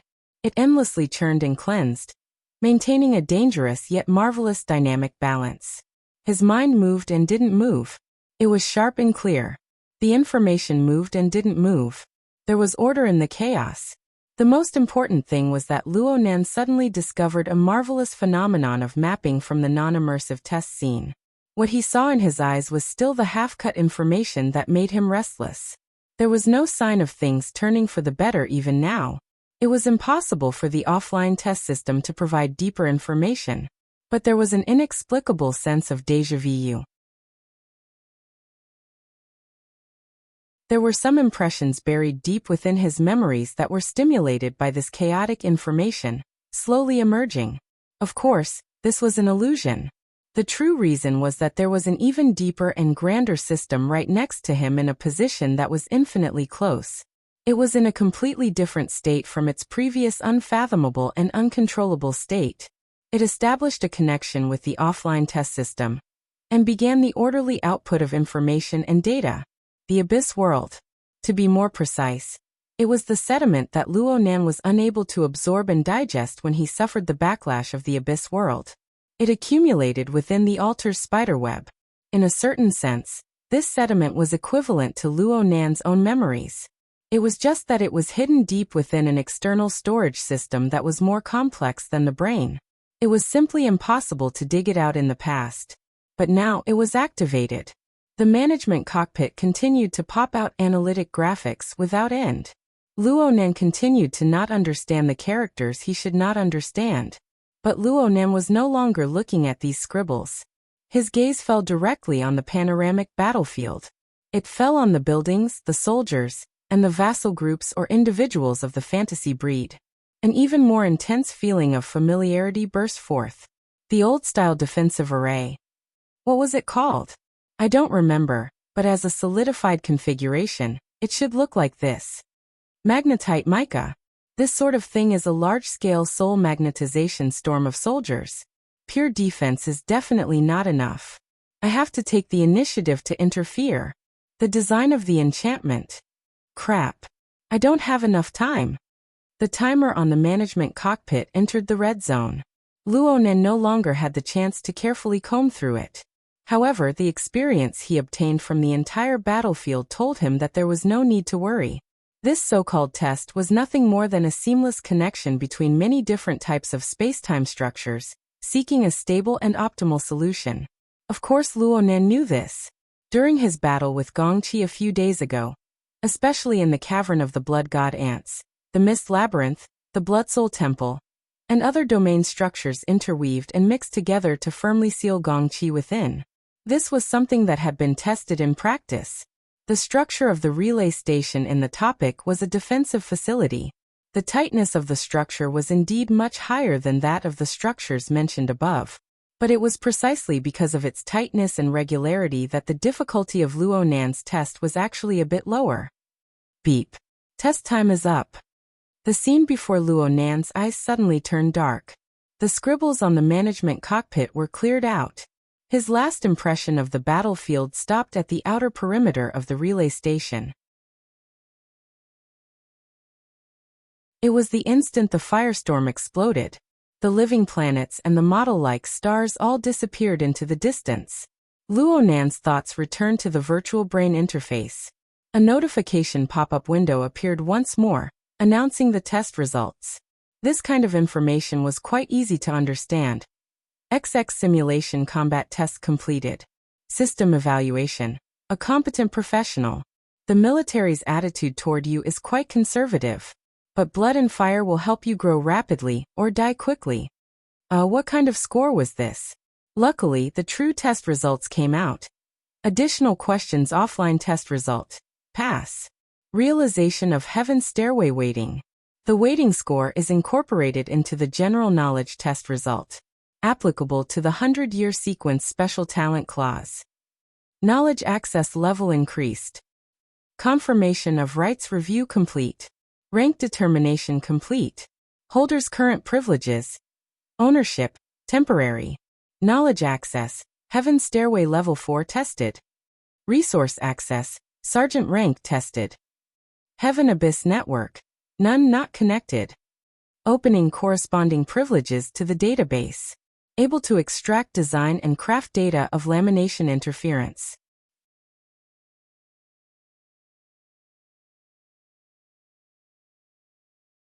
Chapter 8:18. It really wasn't easy. The virtual brain system still remembered this young master's original goal. Luonan was a bit stupefied by the series of evaluations and results. He only came back to his senses when he saw the last sentence. He subconsciously let out a sigh of relief, but when he thought about it in detail, he felt a bit unbalanced in his heart. Of the 4 main authorizations, the Heavenly Abyss Network had been disconnected and could be ignored.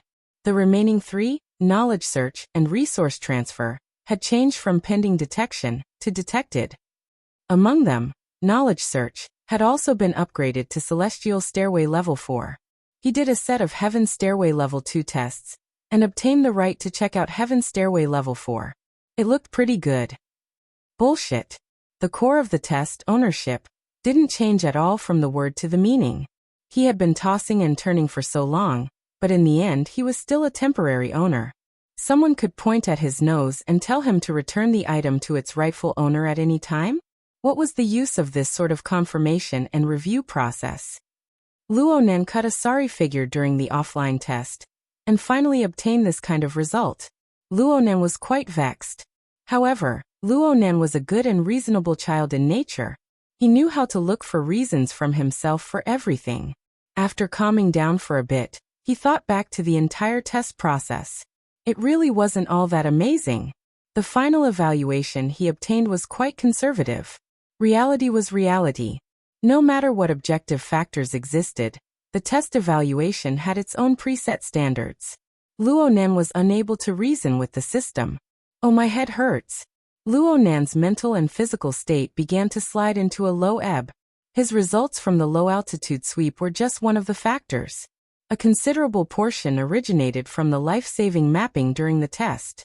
This could be considered a kind of backlash. The amount of information from the sediment was quite large in an instant. Fortunately, it had been washed by the altar's spiderweb, so it was easier to digest than the direct impact of the abyss world. Luonan was a bit regretful. The mapping that was activated during the test formed mostly instant memories.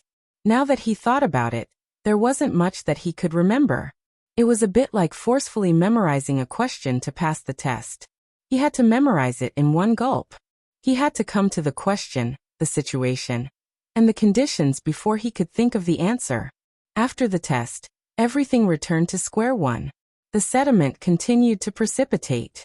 Perhaps it was waiting for the next stimulus to arrive. After Luonan discovered this, he was unable to inspect his spoils of war.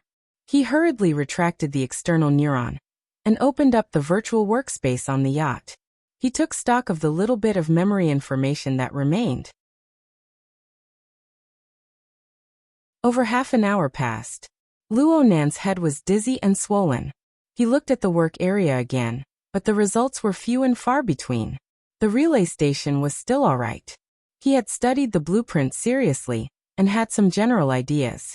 As for the fantasy breed, it was just a fleeting thought. Luonan let out a long and sorrowful sigh. In this way, it would be difficult for him to do a review. In other words, he didn't even know where he went wrong. Luonan's obsessive-compulsive disorder flared up. He competed with himself, tossing and turning in the virtual work area until he was exhausted, but he still didn't make any progress. He had been offline for over an hour. That was about the same amount of time he had spent tormenting himself. Unknowingly, it was already dinner time. Snake Tongue carried a dinner plate and quietly walked in. Luonan came to a realization when he saw Snake Tongue's familiar face.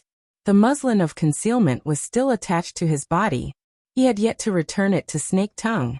Also, the data on the stacking interference technique, which had given rise to all of this, was still lying idle in the external neurons database, waiting for him to read it. What a digression. Luonan mocked himself. But things were already like this. He wasn't in a hurry. He saw that the portion on the dinner plate wasn't much, but it looked like the exquisite dishes of Ban City. He really was hungry. He didn't wait for Snake Tongue to finish arranging the food on the plate. He first grabbed a piece of sushi and stuffed it into his mouth. Honestly speaking, he didn't taste much, but the rice ball was quickly digested after entering his stomach. There was a warm and harmonious energy circulating in his stomach. He enjoyed it greatly. It felt similar to the special ingredients of the Xia City branch. It was a nourishing food specially prepared for ability users, but its effects were quite smooth. It was just right for Luonan's current situation. This isn't bad, Luonan praised. He asked in passing. Is it suitable for non-ability users to eat? Snake Tongue sat upright in her seat and responded softly. Rice is a specialty of Ban City's normal trade market. There are indeed health-preserving products specially supplied to the LRCF investment circle. That's good. I'll be bringing some back to Xia City. Yeah. Snake Tongue bowed in response. She still had a humble and submissive appearance, but perhaps it was because she lacked the disguising effect of the musket of invisibility. She felt that there was a bit more hidden sharpness to her than when she was in Northmont Xuehue's state. Especially when she lowered her head. The shadows cast by the lamplight just so happened to decorate the lines of her brows and eyes, highlighting her dark and sharp qualities. But it also made her docile and submissive, making her particularly valuable. Of course, this was for Luonan. Luonan's mood suddenly turned for the better by quite a bit. This person, his former enemy, was now his submissive servant. She was clearly a vicious character with a heart like a snake or scorpion, but she was forced to act like this in front of him. Even though she still had pride and schemes deep within her heart, she was like ice shards during the dog days of summer. She couldn't show her face. She couldn't see the light.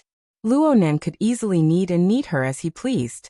He could mobilize her joy and fear. He could dictate her life and death. He could browse through every hidden detail. He could even casually smear on them to see a new round of reactions and transformations. Snake Tongue could only passively adapt until she became accustomed to it.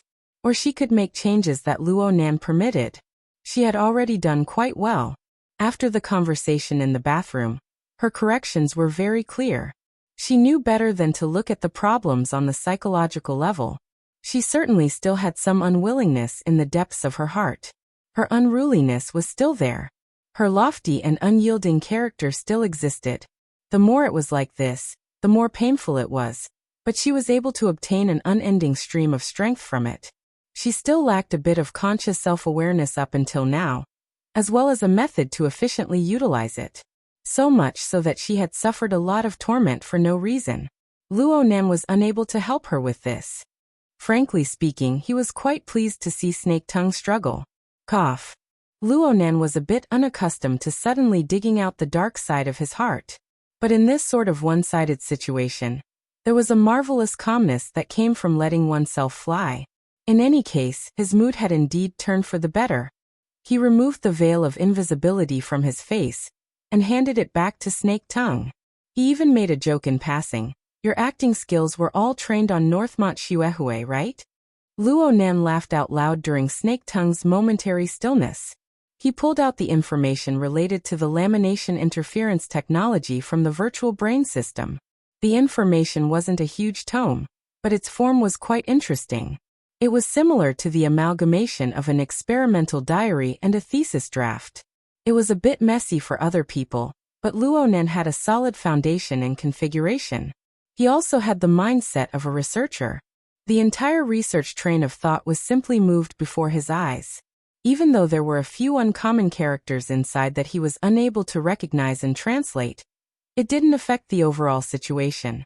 Compared to the experience of the offline test, it was simply the difference between heaven and earth.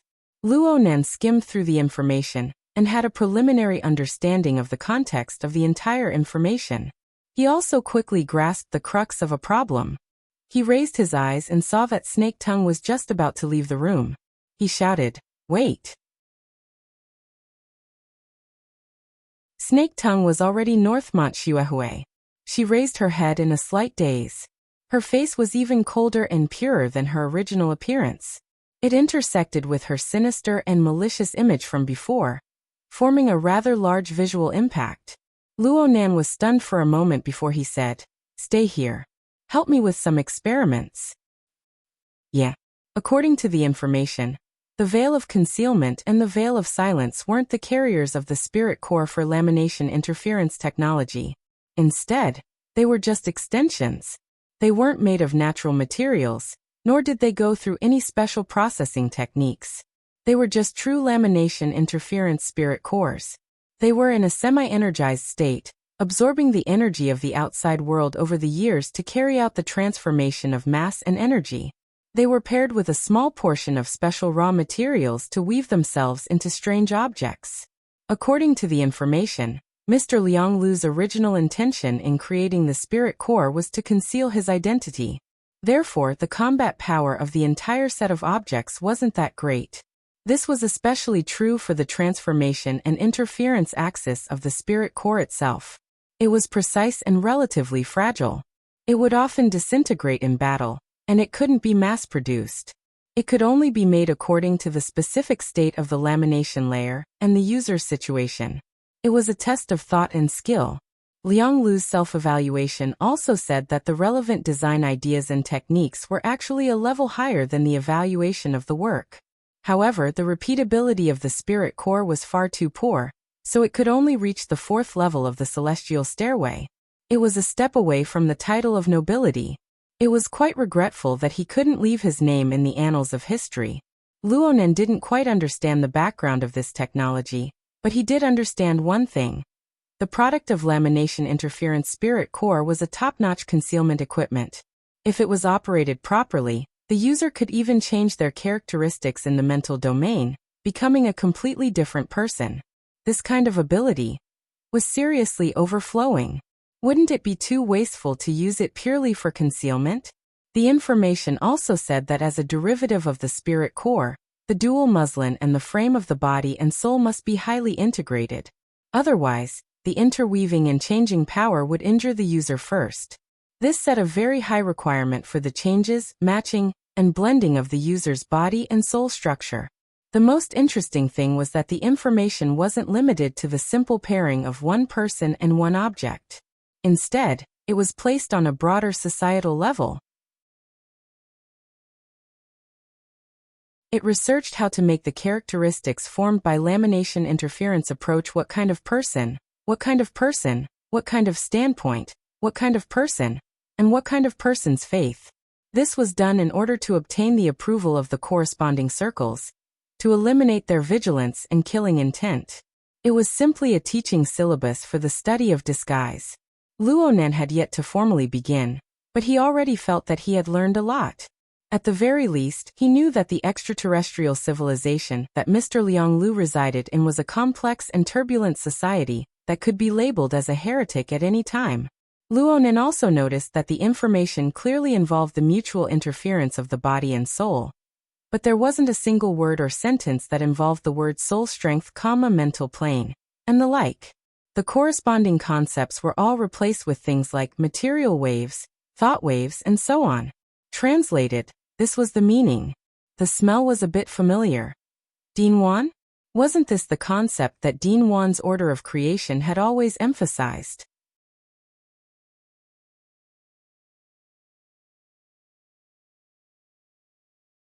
Chapter 819. Hua Dian was the unluckiest person in the world. At least in the 10 days after the 28th of April, Hua Dian firmly believed so. Under the bastard horn demon's terrible ability to control the situation, a routine business investigation suddenly turned into a swing on the line between life and death. The messy arrangements, the baffling traps, the sudden infighting. There were also 2 almighty extraordinaries who had come from thousands of miles away to attach their souls to him. By the time Hua Dian snapped to his senses, he had already been held hostage in the wilderness laboratory and stayed there for 10 days. 10 days was a very long period of time, especially when there was a lack of water and food. Even a superpower would be done for. Hua Dian was glad that every time he went out on a mission, he would prepare emergency energy bars and water replenishment capsules. Over the past few days, he had been frugal and meticulous with his plans. He had finally managed to survive. As for the others, he had to say that apart from him, there was no normal person in the laboratory. Ignoring the two who were possessed by extraordinary souls, Jingxin and Horned Demon were two dogs in front of a true god. They could live by the whims of others and couldn't be judged by common sense. As for the remaining two, Hua Dian originally wanted to find a sense of superiority.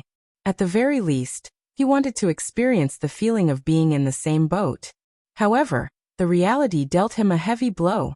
Saint Anthony probably didn't prepare enough supplies and ran out of food a week ago. However, he had relied on the pure and rich holy light in his body to mutate and adjust his organs. He entered a state of ascetic cultivation and endured it day by day. Although he was nearly 2 times thinner than before he came in, he was still in high spirits without any signs of fatigue. His mind was even clearer. The one with the surname One walked around the laboratory every day, constantly gesturing with his composition. If he was tired, he could squeeze out water from the air to replenish his energy. The more Hua Dian saw, the more she suspected that this guy's mouth could automatically produce liquid food and the like, so that he would never have to worry about food shortages. Against these two, be it in terms of willpower or ability, Hua Dian had no choice but to admit defeat. Worst of all, they were silent fellows. They wouldn't say anything for 2 to 3 days, so there was no way for them to communicate. It bored Hua Dian to death. Perhaps he was only suitable to be a commercial spy. However, it was precisely in such an environment that Hua Dian's sense of crisis was increasing day by day under the encirclement of these people. The big fish ate the small fish, and the small fish ate the shrimps. This was the ecology of the inner world. He wasn't willing to be someone's dog, and his abilities were a notch lower than others. Once he caused trouble, the outcome that awaited him would most likely not be too good. I have to leave. I have to leave quickly. From the first day he entered the laboratory, Hua Dian had never given up on this idea. He had even thought of more than a dozen plans, but none of them were feasible. The regular way in and out of the laboratory was in the hands of Luo Yuan. He had been very easygoing from beginning to end, as if he were there to watch the fun. The question of whether or not to leave the laboratory was completely controlled by the true god. As for the true god, this almighty who could summon the wind and summon the rain outside, he was willing to stay in this small laboratory, because he wanted to dig out the mystery within. At least before the East Ocean auction was held on May 16th, he didn't want to waste a single second. Leave. How could this be? Moreover, Luo Yuan had been saying with a smile that the void environment of the laboratory was unstable. Everyone could be left behind at any time, and it would not be so easy to come in again. Every time he said this, Hua Dian wanted to punch him. He must have done it on purpose, to deliberately provoke him. With the mentality of the true god, the more he heard such words, the less likely it was to leave easily. However, the fact was that they had been here for 10 days, and the entire laboratory was like a small bunker with 1,000 piles. It couldn't be more stable. Even if the sudden storm passed through 2 days ago, causing a certain amount of impact damage to the 2 Kelliser-shaped corridors of the laboratory, the main body of the laboratory was as stable as Mount Tai. Not stable at all. But it was also after that storm that the intensity of the true god's experiment suddenly increased to a level. As the key area of the experiment, the observation hall, Hua Dian no longer dared to approach. The safest thing to do now was to find a room that had not been eroded by the sandstorm, and hide in it. But Hua Dian was the kind of person who couldn't stay idle. Just now he followed Wan Ta and strolled in the right Kelliser-shaped corridor for a while. In comparison, this man, who was said to be a welfare dean in the secular world, was relatively easy to talk to. In particular, some of the outlines he drew often involved the structure of the laboratory, and perhaps the analysis of the sandstorm outside. Hua Dian quietly recorded it, ready to go out, as his own harvest, to extort more money from the employer. Wan Ta should be able to detect his behavior of secretly photographing, But he did not stop it, so Hua Dian took it as his acquiescence. After some photographing and collecting, Wanta closed his eyes and rested there, adjusting his thoughts. Hua Dian went up to chat with him for a while, but he didn't get the point, so he retreated and walked back along the corridor. Just as he was thinking about where to go, his scalp suddenly went numb. The sound of heavy footsteps came from the front. Because of the curvature, he couldn't see the appearance of the person coming, but his mind had automatically imagined the seemingly sluggish body of the fat dragon. The true god. For 10 days, the true god had been sending his soul to this loyal believer, leading everything in the laboratory. It could be said that he controlled everyone's life and death apart from Luo Yuan. Hua Dian instinctively didn't wish to meet this person. He turned his gaze and saw that the door to a room in front of him was ajar. It hadn't been eroded by the sandstorm. Without thinking too much, he plunged into the room. When he entered, he suddenly thought of a problem. According to the latest popular cage theory, by the time he discovered the true god, he would probably have been in and out several times. Why bother? Hua Dian froze at the door as Fat Dragon's body slowly walked past him. He didn't even turn his head, ignoring Hua Dian's existence. Instead, it was Jingxin who was following behind, who shot a glance over and bared his teeth in amusement, looking very amiable. Damn simp. Hua Dian didn't have a good impression of Jingxin. This wilderness ecology expert who held a post in the Ability User Association had really embarrassed all the technicians in the world. However, he was still somewhat curious. After the two of them walked over, he even poked his head out to take a look. However, due to the curvature of the corridor, he couldn't see the end. He didn't dare go forward either. After poking his head out a few times, he gave up. It was also at this moment that Hua Dian suddenly felt that something was amiss. He turned his head and saw that in the corner of the empty room, there was someone sitting on the ground with his back against the wall. He didn't seem to have any energy at all. He was like a lump of meat that had been kneaded and thrown there. The lump of meat could still move. Its only arm slid around the ground and walls as it searched. Sometimes it would use its nails to forcefully dig out some powder and place it in front of its eyes. Finally, it would lick it with its tongue or even swallow it. Ugh. Only a horned demon could do such a disgusting thing.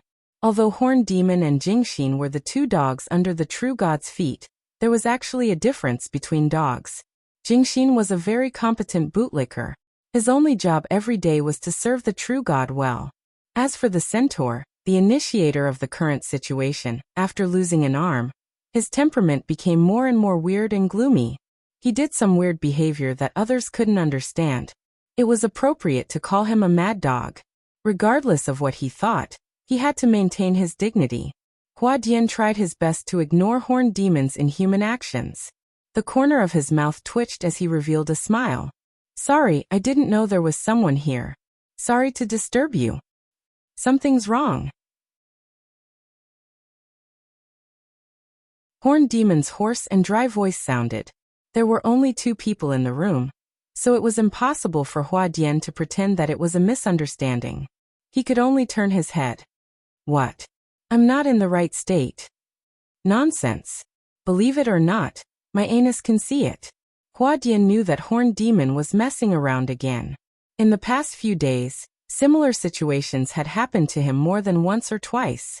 It was most likely due to the stimulation he received before entering the laboratory that he couldn't resolve. The two transcendents watched coldly, so it was impossible for Hua Dian to get involved. He was only thinking that he might suddenly be bitten if he was in the same room as Horned Demon. Hua Dian had the intention to retreat, so he said with a fake smile, "You're still too tired. Rest a little longer. I won't disturb you." With that said, he turned around and left regardless of Horned Demon's reaction. To his surprise, the moment the door opened, he nearly bumped into someone's face again. Holy sh*T, yeah? Dr. Jingxin? Jingxin, who had just passed by, was standing outside the door. He was still smiling and looking very friendly. Looking for Horned Demon? He's inside. Hua Dian didn't want to deal with such a person at all. He nodded and smiled before turning to the side to walk out. However, Jingxin didn't make way for him. It was also at this moment that Horned Demon, who was sitting on the ground, let out a long sigh. He slowly got up and walked over, saying strange words that no one could understand. That's how it should be. At this moment, Hua Dian was in no mood to decipher it. As a B-rank ability user, the distance between him and Jingxin had seriously exceeded the normal safe distance. If they happened to meet, it wouldn't be a problem for them to cross paths instantly. However, Jingxin stood there without any intention of making way. Then the words that came out of his mouth made Hua Dian's heart sink. Brother Hua Dian, Lord True God invites you over. I'm not going. That was Hua Dian's first reaction, but he didn't have the courage to say those simple words. In that instant, the horned demon behind him swayed as he followed, forming a pincer attack with Jingxin. Furthermore, in the air that he couldn't see or sense clearly, there might be a pair of invisible eyes coldly watching him. Hua Dian gulped a mouthful of saliva. The effects of the rejuvenation capsule seemed to have passed. His throat was so dry that he even cracked his first voice. Okay.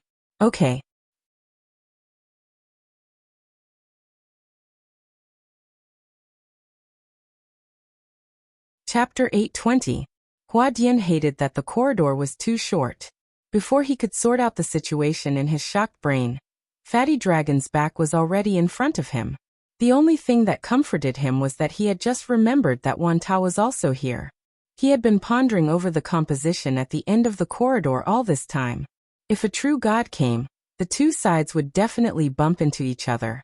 Hua Dian then realized that there were already 5 people gathered at the end of the corridor. Aside from Luo Yuan and Anthony, everyone else in the laboratory was here. The true god was in charge of everything, and the focus was. Hua Dian's eyelids twitched. The further he got from the end of the corridor, the worse he felt. A slight flow of air that shouldn't have appeared brushed past his cheeks, evoking a certain memory in the depths of his heart. He subconsciously turned his left wrist, but he still felt that it wasn't enough.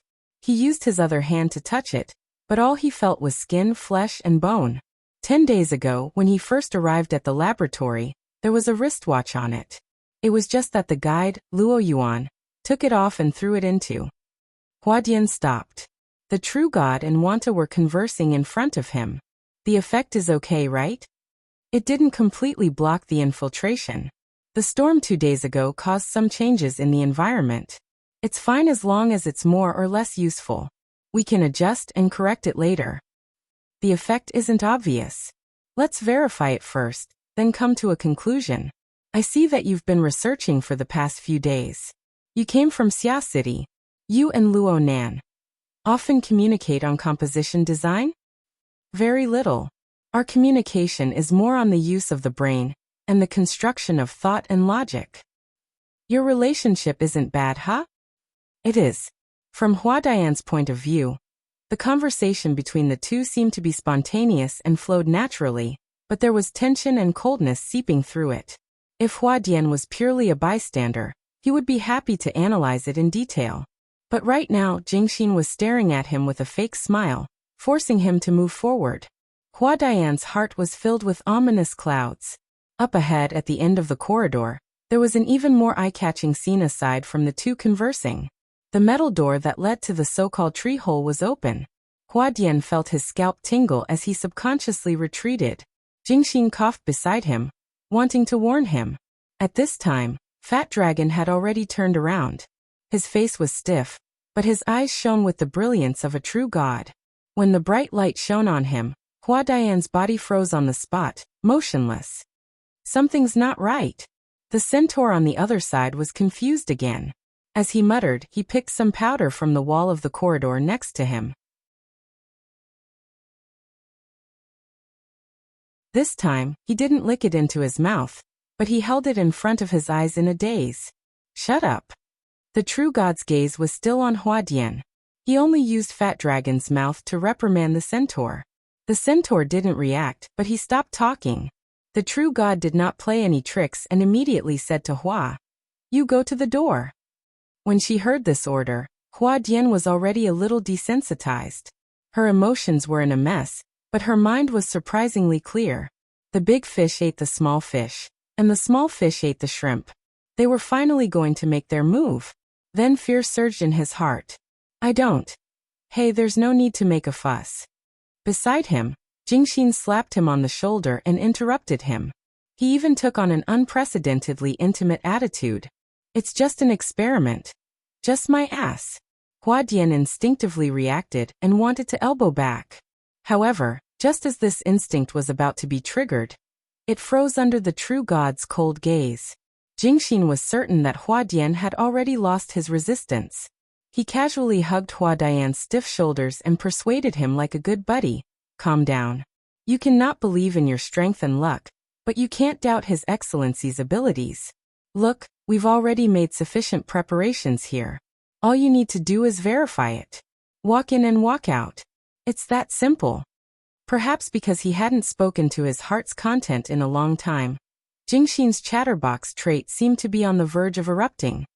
Don't ask why we aren't going. Everyone will understand.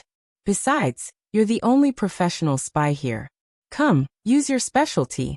Go to that tree hole and observe carefully. Tell His Excellency the results. As for the remuneration, it will definitely be enough.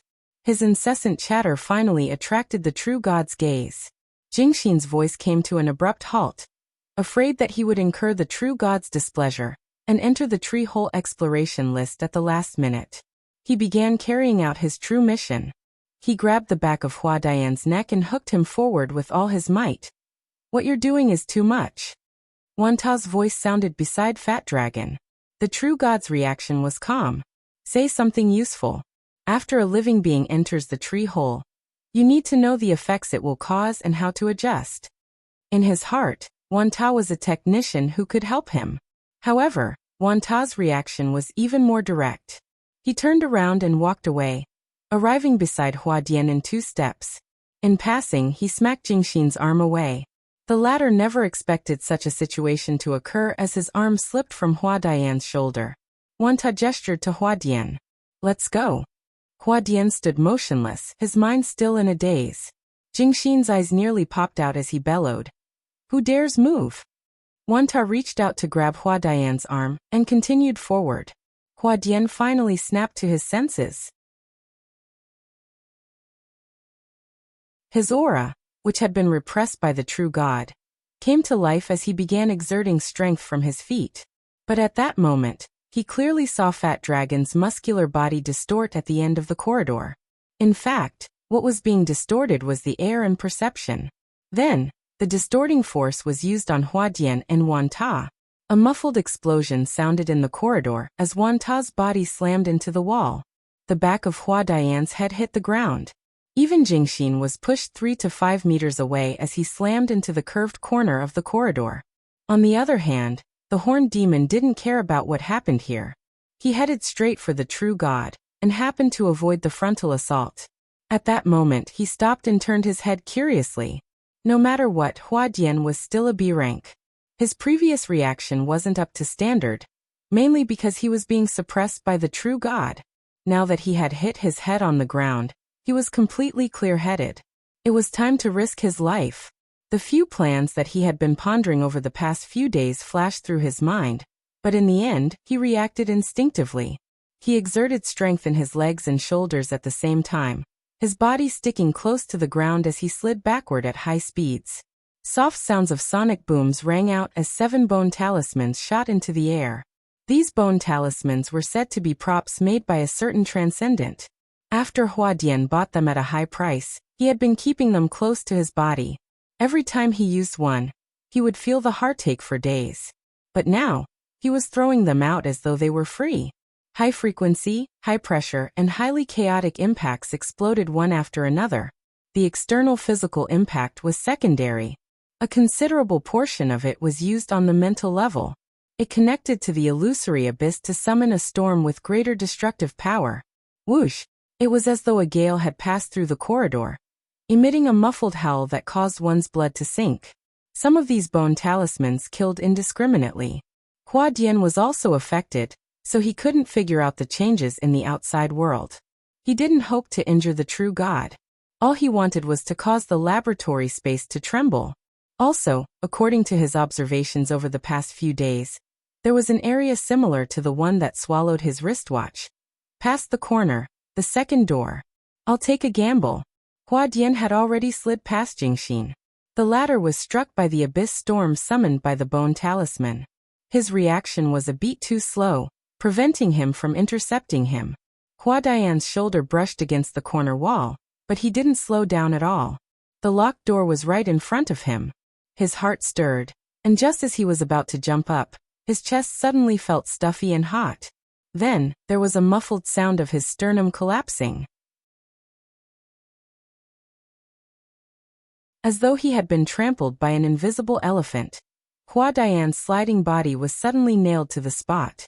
Apart from his twitching hands and feet, there was no other movement. Stupidity can be contagious, but life can't be shared. The tremors caused by the bone talisman were rapidly dispersed. After a moment of chaos, the true gods will suppress the entire space like a resplendent sun. The power and order that belonged to him forcefully interfered with the surrounding area, gathering into an invisible cage that trapped the heavily injured Hua Dian. It also trapped Wanta and continued compressing the space. Wanta didn't wait for death. He arched his body slightly and gathered his arms in front of his chest, assuming a defensive posture. His mouth opened and closed slightly, but no sound could be heard. However, invisible waves were emitted, causing the surrounding space to tremble incessantly. It resisted the cage cast by the true god. Affected by this, the corridor clearly buzzed and trembled. At that moment, Jingxin snapped back to his senses from the impact of the bone talisman. Compared to the instant chaos created by Hua Dian, he was even more surprised that Wanta could enter a stalemate with the power cast by the true god. Even if they were separated by thousands of kilometers, the true god's power would definitely be greatly weakened. Furthermore, he hadn't activated the propping mulberry tree's great divine treasure, or used any divine powers. However, in this face-to-face struggle, the true god's perfect and harmonious power structure naturally had a level suppression. Hua Dian's outcome was proof. How did Wanta manage to persevere to this point? The true god was most likely surprised as well. He urged Fat Dragon to speak, giving treatment that far exceeded Hua Dian's. I understand the so-called bad temper of the technicians. I don't mind giving you a chance to explain.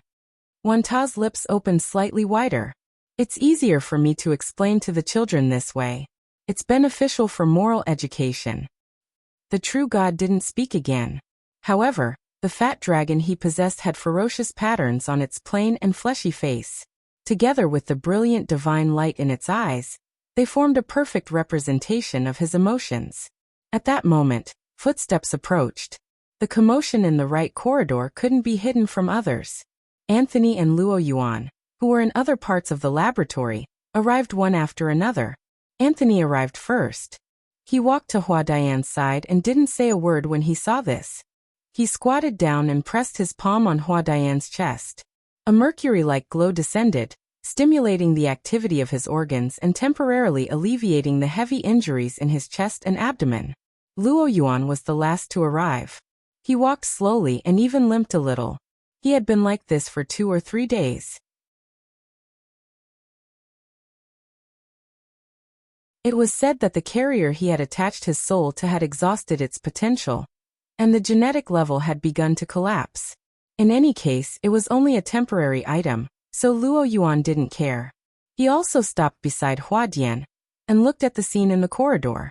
He sighed softly. This scene. The 7 of them gathered together again. And the atmosphere was terrible.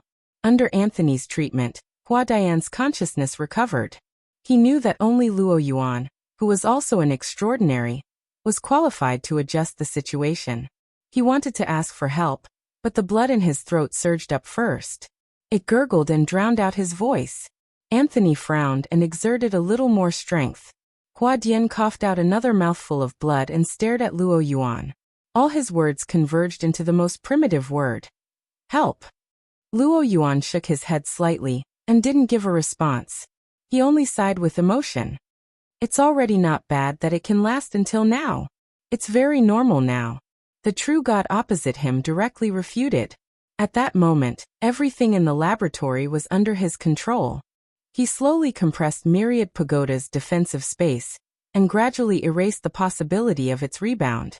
At the same time, he gestured to Jingxin, who was at the corner of the arc, to bring Hua Dian over. Finally, he spoke in a warning tone. Everything is under control. Control my ass. A voice that sounded a little out of tune exploded next to Fat Dragon, who was controlled by the true god. A step earlier than the sound wave, a heavy kick aimed straight at Fat Dragon's waist. Before the true god's emotions could be completely projected onto Fat Dragon's face, his body had already left the ground. He smashed through the open door behind him and fell into the half-destroyed tree hole. A muffled explosion sounded, and the void trembled. You're tuning in to the Li Mei's Wuxia Whispers YouTube channel. We're so grateful for your support, and don't forget to subscribe to join us on this incredible journey through captivating stories. Your generosity through donations truly makes a world of difference, as it's the primary source of revenue that allows me to expand and enhance this channel for you. Thank you from the bottom of my heart for being a part of this adventure.